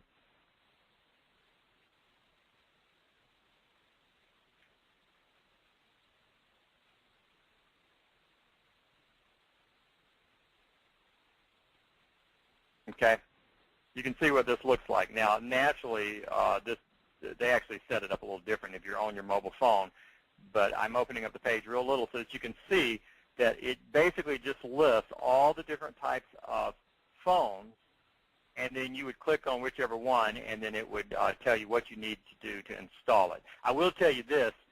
If you were actually on your mobile phone, it detects what kind you're on, and it doesn't even give you this list. It just takes you straight to where you want to go. All right? But so that's the list. Okay? All right. Now let's go back here, and then let's take a look at the third one. The actual one that Google uses is right here, and all it says is we're on the map, and it's got Google Maps, and it's got the barcode there, and that's it. You know, and they want you to put that up in the window of your business. I think you could improve upon that greatly. You can download that particular one in your Google Places or Google Business Center if you want. Okay, one of the most important parts of any 2D marketing campaign is your instructional message to your potential end user. So you need to think that through. If you can't do any design work, get with somebody and have them set up a little graphic. This is as important as a logo, okay? And have them set this up so that you've got something. And you can use it over and over and over and over and over again. The only thing you'll change out is the actual barcode itself. In other words, you can keep replacing the barcode for every campaign. Maybe this one is for, sending a video, and the next one is for giving your V-card, all of your contact information to somebody who wants to get it on their phone. I love that feature. When you go to an event, somebody can take a picture of your 2D barcode on your business card, and it'll immediately populate their phone with all your contact information, just the way you want to set it up, with your links, everything in it. Great, great thing. So you can have that set up by a graphics person, then you'll be set to go. It's real simple to do. Okay, next. Here are the 4 2D essentials for creating this little graphic experience, this instructional graphical experience that you will use in your 2D marketing campaigns. First of all, you've got to think about visibility. We're going to see a bunch of examples in a moment. You've got to think about visibility. The bottom line is this: can they see it? Doesn't do you any good to have a store and have a 2D barcode the size of a buffalo nickel, on your front door. People are probably not going to see it. You need to make it, full, 8.5 by 11, big enough for them to see it and big enough for them to take a picture of it. Okay? Make the size boastful, big. Second thing, like if you put it in a book, you don't want to put this tiny one in the back, of your book. You might want to put it at the end of every chapter. In fact, devote a whole page to it and put instructions and information along with the code, so it's just obvious what you want people to do. Now, there's going to be a day where you don't have to do this, but right now you need to be much more obvious about it, and I think there is an advantage in the fact that you need to be obvious. The next thing is curiosity. Is it interesting? Okay? You need to play around with this little thing and make it interesting. Like on my business card, I kind of tilt it to the side and I give it a reflection, and I'm actually, thinking about design when I do it. And you're going to see many ideas in a moment here that will greatly increase the curiosity about this thing. You don't want people to think that it's just some kind of, thing that you see on a UPS package. Which, by the way, next time you get a UPS package, if you look real close, you'll see that there are 2D barcodes on there. Okay, but you don't want yours to look like that. You want yours to be special. So there are ways to make it special. The third thing is mobile awareness. Make it clear that this is something that people can do right now on their mobile device, and a mobile icon can help. You want people, when they see this, to know that, hey, this is something I can do right this very moment. All I got to do is reach in my pocket or reach in my purse, pull out my mobile phone. I can, quickly take a picture of this, and I'm going to get a video. I'm going to get information. I'm going to get a coupon, something. It's going to be worth my while to do this. I can do it right now. And I do it on my mobile phone. This isn't something where I've got to take the tag and go home and plug it into my computer. And then the fourth thing is you need to give instructional steps. Keep it simple, but the 3 important things are here. Number 1, you have to tell people that they need to download or use a particular mobile app. And because there are various versions of this, you may want to use the name of the app. You might say download the ScanLife mobile app, or use your ScanLife mobile app. Or you can say, if you're using a particular barcode that works on many different readers, you can just say, use your 2D barcode reader or something like that. But you've got to tell them to download or use their mobile app, because it's not automatic, at least right now. If they take that picture, it's not automatic. What I do like about this, I've noticed in recent months, is it used to be you had to actually click the button and take a picture of these scan codes with your mobile phone. Now all you have to do is just hold your mobile phone up, and the mobile phone, as soon as the camera recognizes it and sees that it's in focus, the phone automatically snaps the picture for you. So all you're doing is just holding your phone. You are not, clicking any buttons whatsoever. You're just holding your phone up, and it will focus on this thing, and it will take its own picture. And then as soon as it takes the picture, it just automatically does its stuff. And the next thing you know, you're looking at a mobile web page, or you're getting a text message, or you're looking at a video or something of that nature.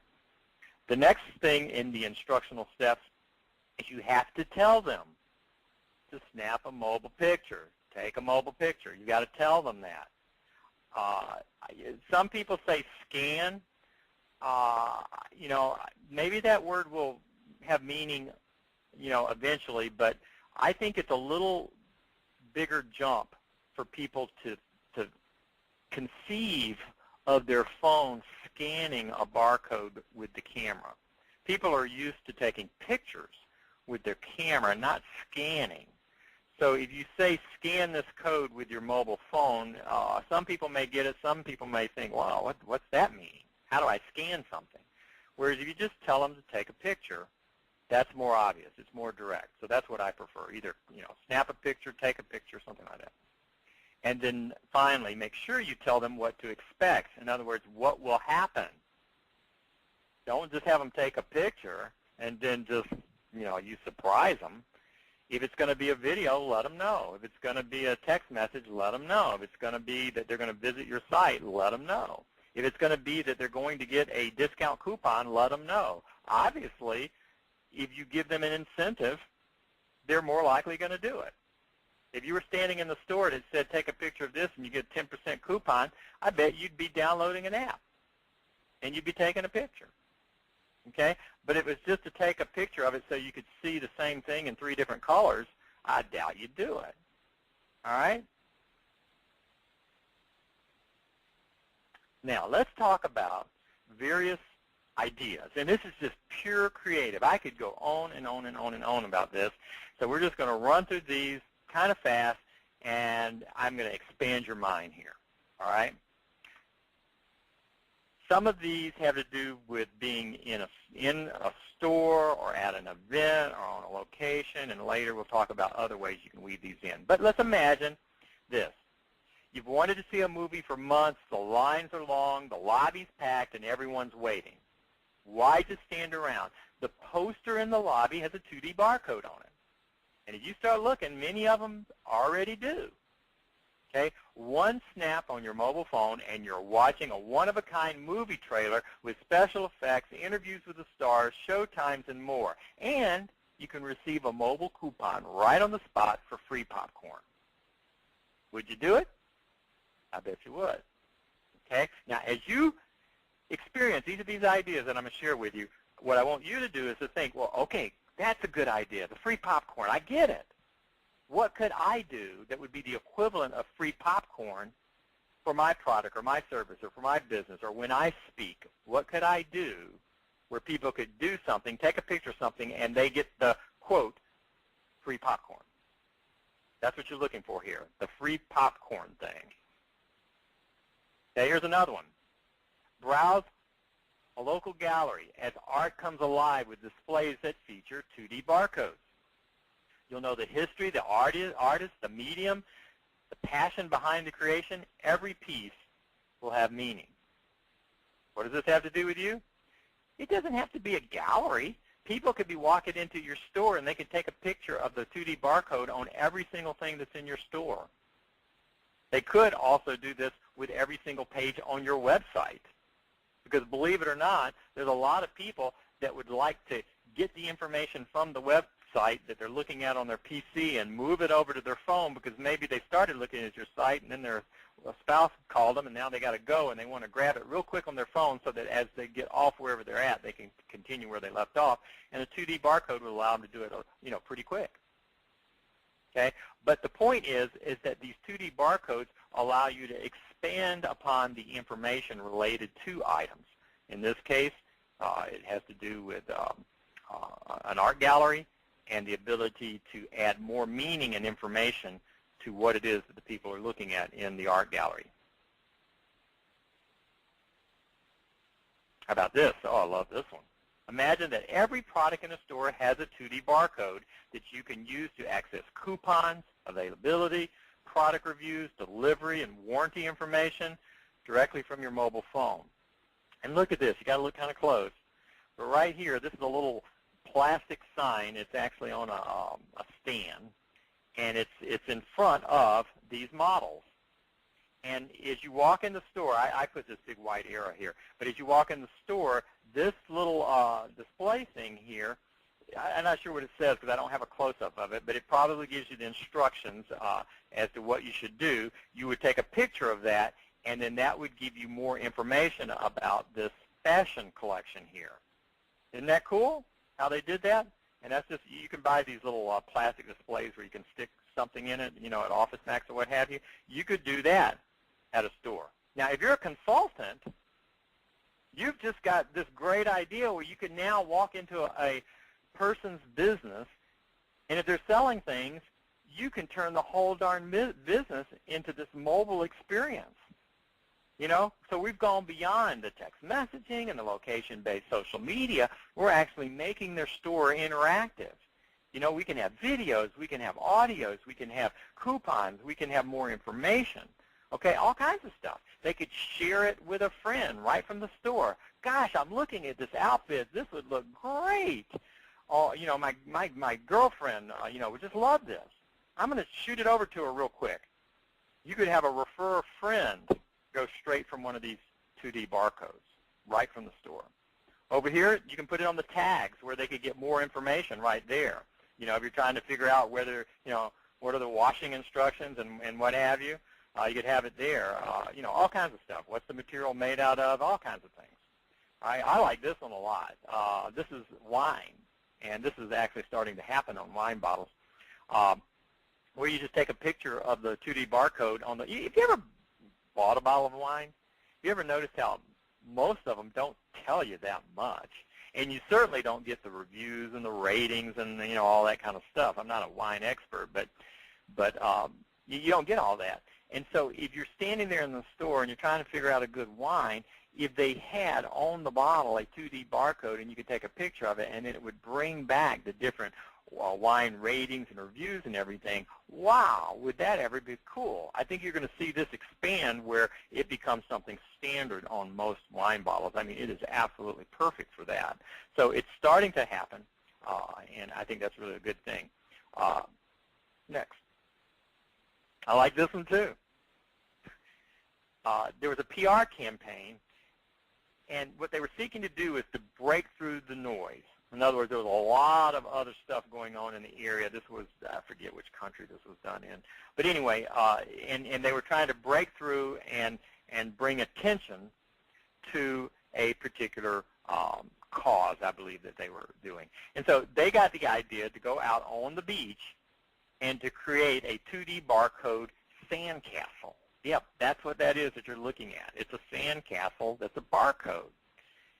And they documented the whole event, and it gave them traffic and you know, public awareness of what they were doing. And there's actually, if you click on the link, you can go to the site. Oh, I got the link wrong. I got to go change some of these darn links. My bad, my bad. Okay, I'll correct that one and change it in the PDF. The PDF that is in Stomper Mobile right now obviously has some wrong links in it, so I'll correct them as soon as we're done here, and I'll upload a new one so that give me a couple of minutes after the presentation tonight, and I'll upload one that corrects this link, and there was one other that was incorrect. But anyway, there's also a video over there that shows you how they went about doing this. You know, and I saw this, and immediately I said, you know, gosh, if anybody lives down on the Gulf right now, with all the media attention that's going on, wouldn't it be incredible PR to build one of these things right there on the beach and maybe when people take a picture to it, I don't know, it leads to something where either it's information about what's going on down there, or maybe a place where people can donate to help, the wildlife or the marshes or the beaches in the area or something, but build it in the sand and connect it all. I bet you, because this one here was done in another country, the one that you're looking at right now. But if you were to do it right here and do it down, do it on Gulf Shore somewhere or in Louisiana and do it down there on the beach, I bet you would get enormous publicity out of that, traffic galore, and then upload it as an iReport. I bet 99% sure that you would get put on CNN. Your iReport would get put on CNN because it is so incredibly cool. What you got to think of, though, is how to connect it into what you do, or just do it as a cause-based thing, and then get your barcode, and you got to get out on the beach, and you got to, build this thing and everything. And it takes some work, but you would get an incredible amount of publicity out of that. Great, great idea. Take a look at another one. Oh, man, this one is just too good. The music group Pet Shop Boys wrote a song called Integral. And it's basically a combination of film and music and an interactive portal to all types of mobile information. And as you watch this video, I'll click on it. Here it is. As you watch this video, I got the sound down so you're not going to hear it, but as you listen, the music's really good too. As you watch this, you will be exposed to over 100 2D barcodes. Every one of them actually works and takes you someplace. All the information about it is right here. You can read about it. But it actually has 100 QR codes that are subliminal, but if you slow it down and just go through it screen by screen, you can actually go to these things, and they're organized in sections that relate to specific issues of civil liberties. So that's what it is. Great, great, great idea. Okay, this is actually, I think this was actually done a couple of years ago. Gosh, yeah, 2007, October 1st, 2007. It's amazing. Okay, let's go back. So I want to make sure you go there and take a look at that, all right? So now you know you can actually create film, music, all of that, and include these 2D barcodes. This one I laughed, but it's kind of funny, but you can actually go to this one site, w-41.com, and they sell clothing that has 2D barcodes, in the clothing. Now, these 2D barcodes are actually round. There is one company that creates a round 2D barcode. I forget the name of the company that does that, but they're using that particular version in the clothes. And then they have videos and stuff. You can go over there and see it, and it actually shows you how, maybe you're, you go out to a bar and you've got this on your clothing, then if somebody wants to know more about you, they could take a picture of that, and it would take the person to your Facebook profile or something of that nature. And, of course, it could link to your business or any kind of contact information or a video, or it could just be a big message that says, "Get lost, Buster." So if you're the right type, that'll work for you. But again, this could also be done for business purposes. And I got to tell you, you go to an event or a conference or anything like that, and you wear a T-shirt or clothing that's got that on it, and people will come up, take a picture. That will be more powerful than a business card could ever be. There'll be people running up and taking your picture, just because of that. I mean, this is something that would be good for creating traffic. So you can either get clothing from a place like this, or you can have just a T-shirt done with a big square 2D barcode on the front or the back, and do it that way. Or another thing, I don't have an example of it here, but if you run events, you should be issuing the name badges to your members or your attendees as they come to the event. The name tags should have 2D barcodes on them. They did that at the last big South by Southwest event in Texas. and that would allow people, as they would meet other people, you could take a picture of their name tag that they'd be wearing, and then that would allow information to be passed back and forth, kind of like business cards or links to people's websites and things of that nature. Just amazing what you can do with this stuff. Here's another one, real estate. You know, there you go. On the left, you got a big for sale sign, and there's a giant 2D barcode there, and you can just text 7 to that phone number, and then they'll shoot back the link for the software, or you can just scan it and take a picture of it. There will reach a time where people will put these on billboards, and I'm still wondering if you could actually drive by a billboard, with your window down and your mobile phone, take a picture of the billboard, and not have a wreck, and actually go to a website. We'll have to see about that. I don't think I'm going to test it. On the right side, you can see here. This is funny. This guy makes a for sale by owner sign for sale, and he's got his 2D barcode on there. And then when you go there, it says selling my mansion, and it's got all the information. But you know what? Real estate agents aren't yet doing this, and they should be. They should be. So there's two opportunities. If you're a real estate agent, you should do this because it's smart, and it will also help you get listings. If you go in to get a listing and you sit down with the homeowners and you show them how you're going to put a 2D barcode, not just on the sign. Now, if you miss this, you're not getting me. You don't put it just on the sign. You put 2D barcodes throughout the house. Remember stickers?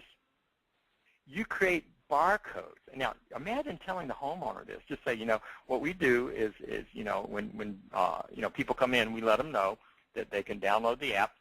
As they go through the home, they can actually take pictures of these various things, and maybe it tells them things about certain things, features about the house, okay?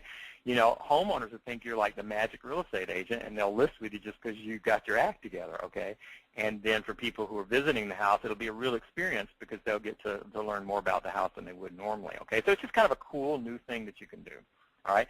If you're a consultant, go and knock on the door of your local real estate companies, get your act together, maybe, have everything all set up, and show them what you could do. You could literally do it on a piece of paper. You could take a picture of a house, like the front of it, with the sign, and you show them that, how they could take a picture of that, and it takes you to the web page. But then you could have a blueprint where on the blueprint, every room had like a 2D barcode on it, and you could just say, hey, look, I'm just going to show you this, kind of as an example, but every time they walk in the room, they take a picture, and you could take a picture of all these different 2D barcodes right there on the blueprint, and bingo, you've got it. In fact, you could hand the people who had saw the home, hand them a blueprint with these 2D barcodes on it so that when they get back home, if they want to revisit the house, it would almost be like a virtual tour. They could just take this little flyer, and as they take pictures of the different 2D barcodes right there on the blueprint, it would pull up, pictures of that room or what have you. I mean, just all kinds of cool, neat things that you could do. Just think it through, okay? Don't settle for the obvious. All right. We can put it in books. We can put it in newspapers. We can do it in magazines. Now, I'm talking about both, if you're publishing content or if you're just running ads. Either way, that little ad can now reveal tons of information because if that little ad has a 2D barcode in it, people can take a picture of it, and then bingo, there's no limits after that. But here you can see that, it can be put on the cover of books. It can be put on the pages of books. It can be put in catalogs. An example over on the left is kind of hard to see, but by each one of these automobiles that's for sale, there's a 2D barcode that you can take a picture of, and then you can see videos of the car and get more information, things of that nature. Okay, all kinds of things you can do there. In-store, events and on a location, again, we have another cool idea, ticketing and mobile coupons. There are several systems out there. One of them I've mentioned right here, but there are many of them, and even ScanLife and some of the other ones offer this. But there are systems out there that will allow the person putting on the event or the store owner to have these little scanners so that they can scan and track and keep statistics and authorize and all that kind of stuff so that people can get into events, concerts, airplanes. Whatever it may be. You're going to start seeing this. They already do it a little bit, but you're going to start seeing more and more that when you go to get your boarding passes with airplanes, that you'll be able to just get it right on your mobile phone instead of having to have a piece of paper. You can just walk up there and show them the phone, and then they'll scan it straight from your phone screen. All right, you can do this. Now, the reason this is so great is because you've got the airlines, you've got Amazon.com, you've got Google, you've got all of these big companies. You got Sports Illustrated, you've got BMW. They're all doing this. So they're in essence, they're making consumers aware of this technology, so you can just come in and jump right there on the parade and enjoy the benefits. You can also create products out of the 2D barcodes. I really love this little piece of jewelry right here. This is just too cool. I haven't taken a picture of it yet, but I can imagine, and I don't know where the company was where I got this picture, but I imagine that what you do is you let them create a custom piece of jewelry where people take a picture of it, and maybe it takes them to your Facebook profile or information of that nature. I'm not sure, but that's kind of cool. This one down here at the bottom, I think this is cool. This is actually a picture of a footprint in sand, and it's made to look like it was on the moon, but it's actually a shoe where they've embedded a 2D barcode into the rubberized sole, so that as you walk around, every time you take a step, if you happen to be in the dirt or concrete or on the moon, you're actually leaving advertisement. How cool is that? You could just buy shoes for all of your customers and tell them to walk around on dirt roads a lot. And there you go. You got your advertisement going for you. Too funny. Here's a dress that's got both square and round 2D barcodes in it. All right. I guess that'll get the guys taking pictures of her. And then over here, we've got a 2D barcode T-shirt, and we've got a 2D barcode on a scarf. Right here, this particular company does all types of clothing for that. Okay.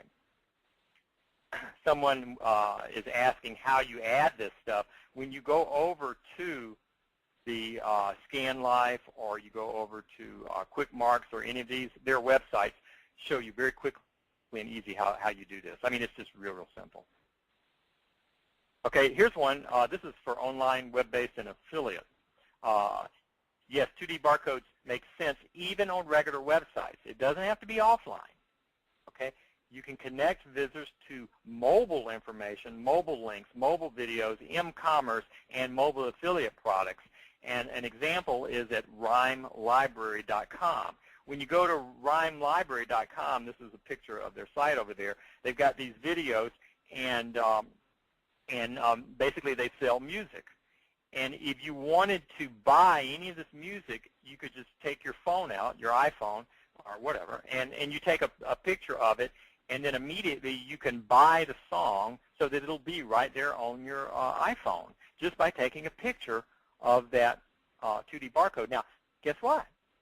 And I checked this. They're all affiliate links. So they basically have turned their whole business of selling music into 2D barcodes, which redirect to affiliate links that sell songs through iTunes. That's basically what their whole business model is. So that's pretty cool. And you could do the same thing. Every affiliate link that you have can be turned into a 2D barcode. And of course, remember, it's best if you're selling a mobile thing, and there are many, we'll cover it in a later session, but there are many mobile affiliate programs out there. Just do a search on Google for mobile affiliate programs, and you'll find lots of them, and you could be selling things through 2D barcodes that are linking to your affiliate links. Okay, this came out, God, I forget the date, but it was recently. It says January 11th, 2010, but I actually think the magazine was a little bit earlier. But anyway, Sports Illustrated decided in their swimsuit edition that they would use 2D barcodes so that as you looked at the models, if you wanted to see slideshows and videos, you could just take a picture. Talk about a way to get, at least guys anyway, motivated to download applications. There you got it. All right. So, I mean, the point of this is that all of these different,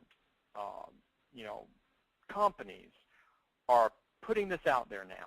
So this is not going to be, something that's, unheard of. It's going to be something that's very common.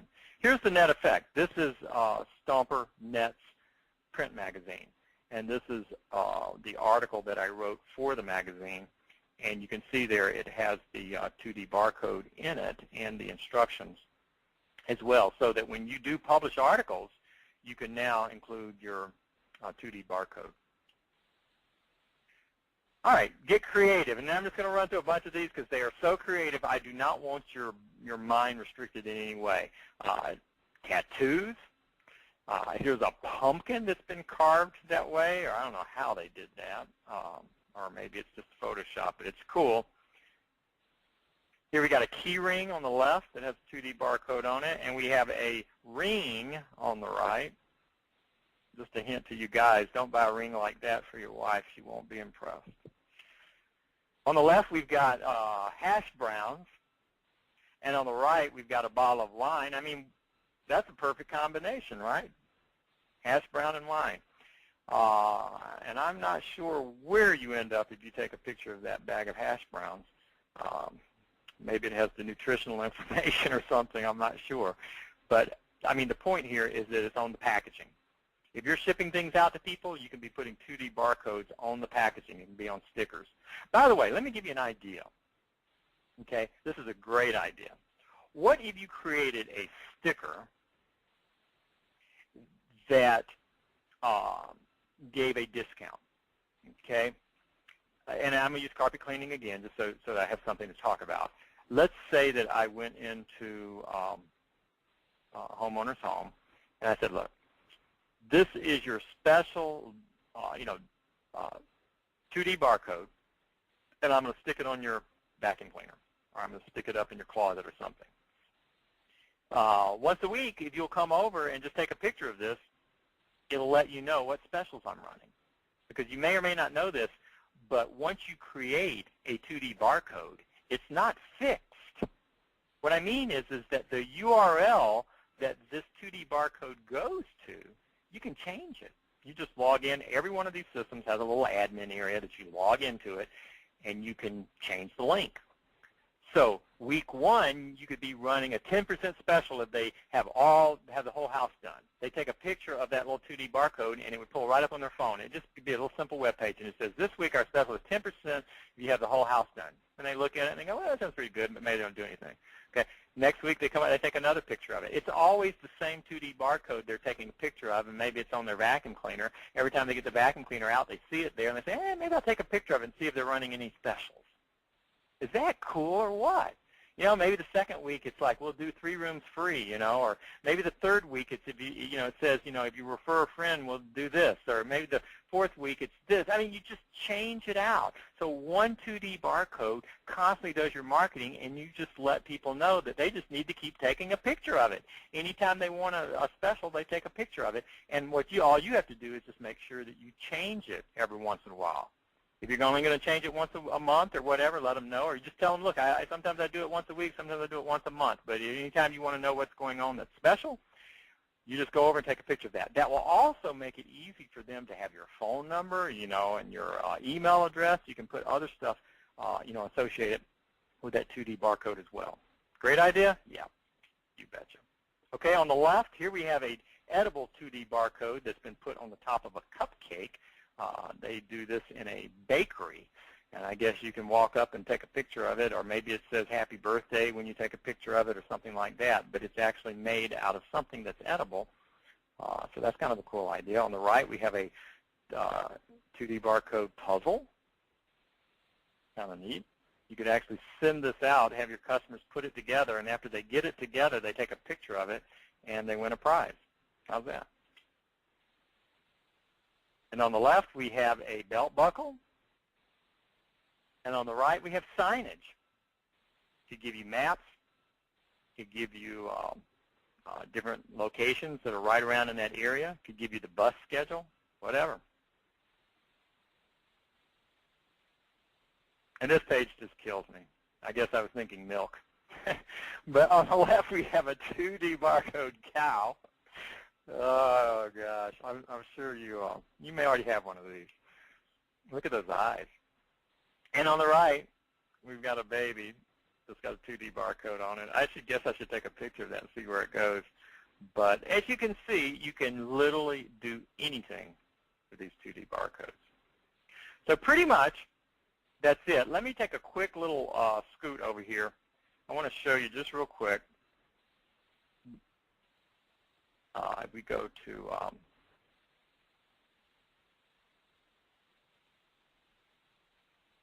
ScanLife.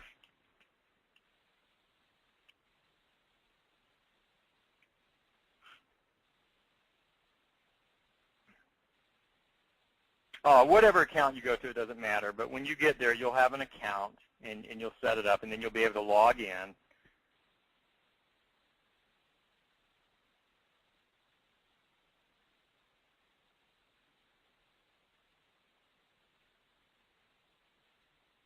Hold on just a second.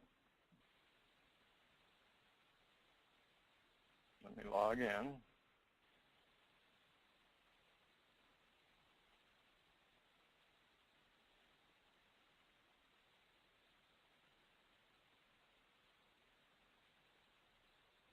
Okay, so I'm in my account, and I can create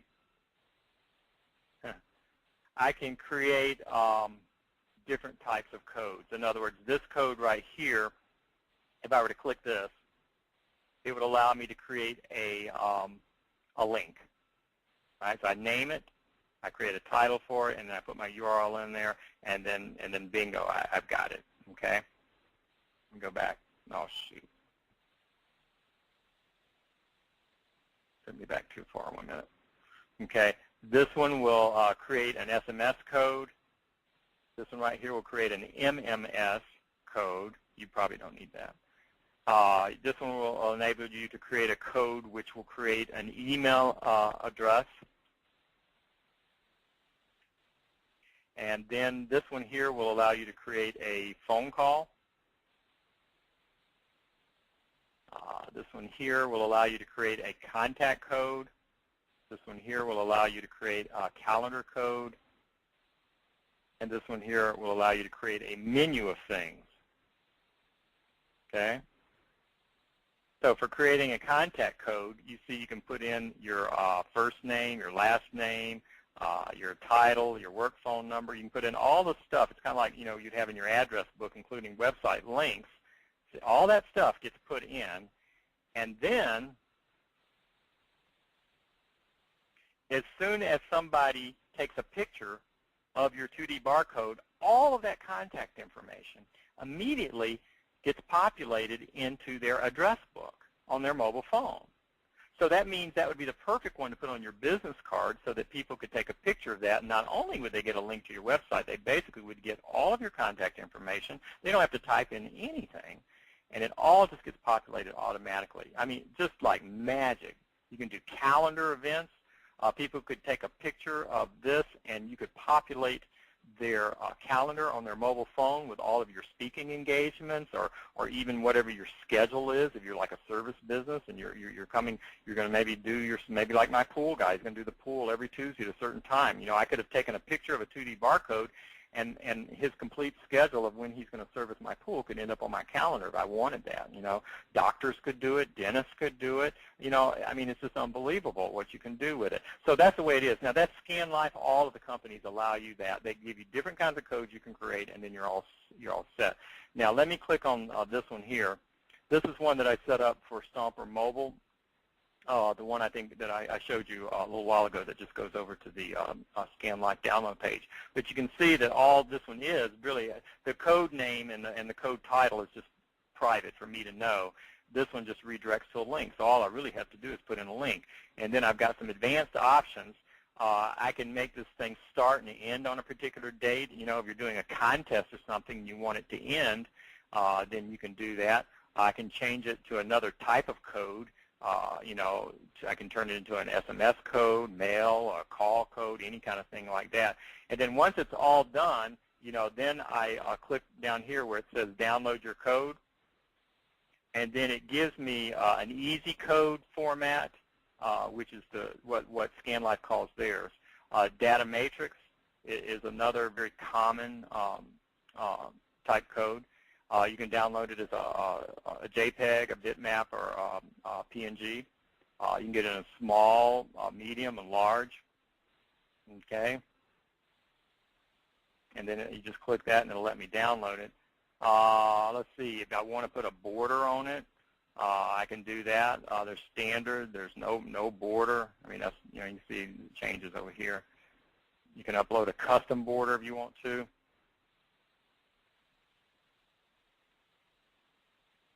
Okay, and then if you want to just share this link, you can just copy this link that they give you, and then let's go to a web page, and I'm pasting in the very link that they gave me. Oh, it's actually downloading it.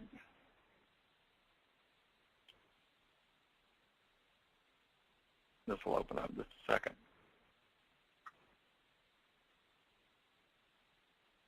Come on, come on, come on, come on. Let's go, let's go, let's go. And there it is. Look how big that is. I could put that on the front of my business, okay? Put it on my website. Put it anywhere, okay? And then you can doctor it up and add a little bit to it. If you don't want ScanLife so big, you can edit that or have some graphic person help you with that. You can add your instructions like I did and what have you, and then bingo, there you go. I mean, this is simple, simple, simple stuff. Okay, I'm going to take a quick look at questions here. We're basically done.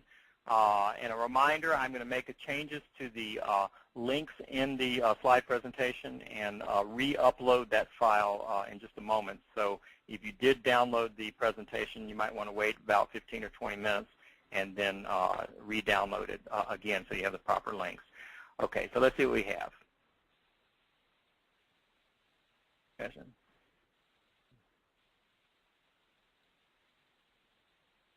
Okay, someone wants to know if you create coupons or what have you with these codes, are you able to tell how many downloads there are? Yeah, there's several ways to tell. Many of the scan service providers also provide statistics, so you'll get statistics from them. The other way is that the coupon providers, especially if you're using a coupon code. By the way, let's see. This, let me open this.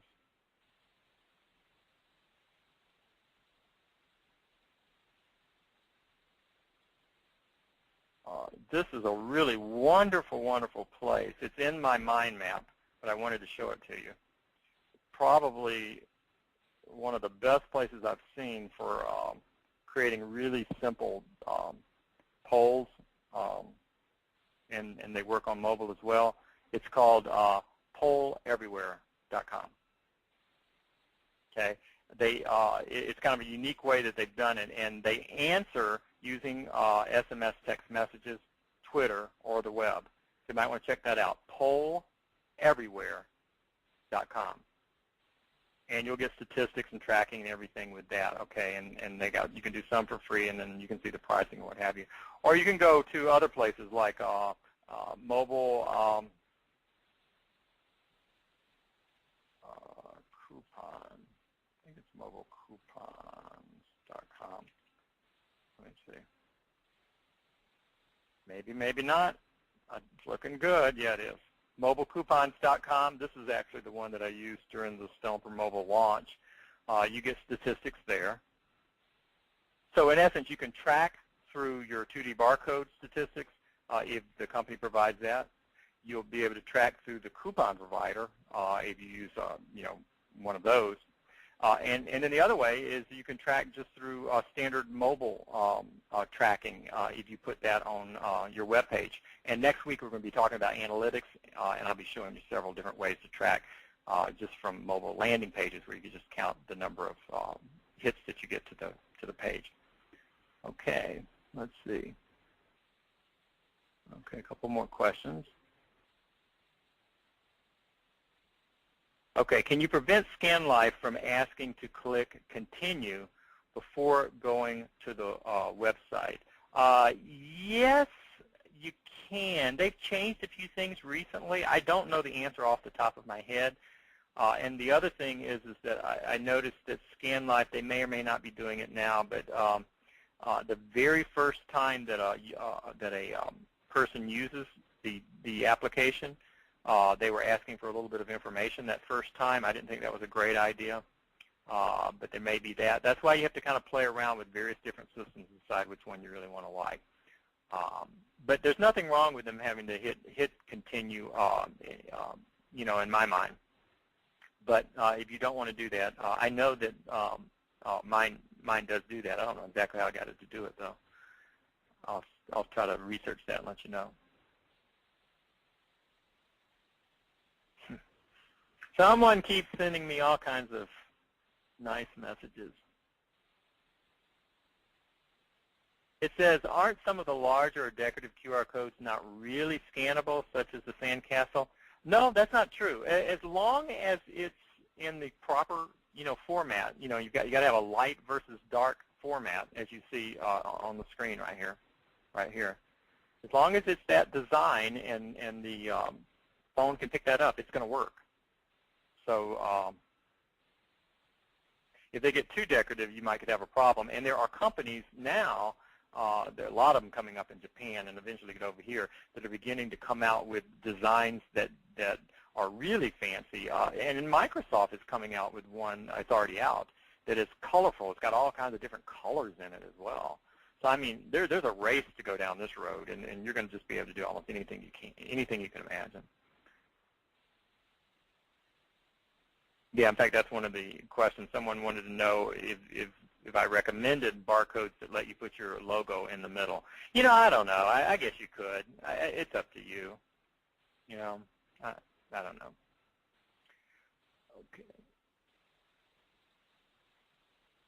Okay.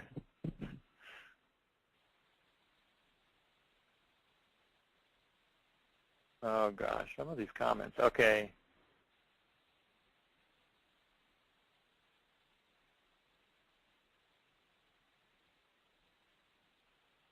A long question.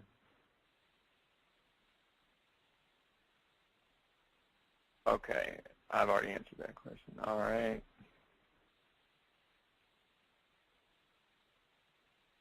Okay, should we add the 2D barcode to the 30 or 60-second video you recommended that we make to promote our mobile website? Well, no, it's not. If you're talking about putting the 2D barcode in the video, I know that I showed you that in that music piece that was done. I don't think that somebody watching a video, by the time you flash your barcode up there is going to be able to whip out their phone, get the app booted up, take a picture of it, and all of that. They're already online anyway. I really think just having the hyperlink handy or just mentioning it on the screen or even mentioning a mobile keyword and short code is probably going to do you just as good. Doesn't mean you can't do it, but I mean it's not practical unless they were to stop the video, which they might. Then you'd be okay. Or if you make it so that that's the last screen in your video, so that when your video reaches the end, it ends on the 2D barcode. It just sits there, whatever. Or you put the words, stop the video, take a picture, something like that. Otherwise, I mean, just think it through. Always think through what situation the customer is in at the point in time they see your strategy or your campaign, or in this case, your 2D barcode, and make sure that it makes sense. You don't ask people to do ridiculous things just because it's 2D barcode. 2D barcodes are great in certain locations, and they're just useless in other situations. Okay, I'll look and see one more question, and then I think we're going to be done. Huh. Okay. Someone wants to know how to get it on the business card. I think I've already explained that. You just go to whatever provider you're going to work with, like say ScanLife, and then once you create your code and decide what you're going to have it do, and you can create more than one, and then you just take that code and you give it to your printer and tell him to put it on your card. That's it. That's all. You're done. Okay, so I think we're done. I think we've covered everything. Listen, I had so many compliments. Again, thanks to everyone. I want to remind you that we do have 2 blogs up, and I'd like to see some more posts there. There's one blog where you can post case studies and testimonials. Please, please, please put some up. And there is also a blog where we can share resources and things that we found that are really cool. And you can post over there, and you can include a link to your mobile site if you would like, at the bottom. So you should do that for the traffic. And that's pretty much it. So next week, same time, same station, on Tuesday, we will be covering mobile analytics. Have a great week, and I'll see you next Tuesday.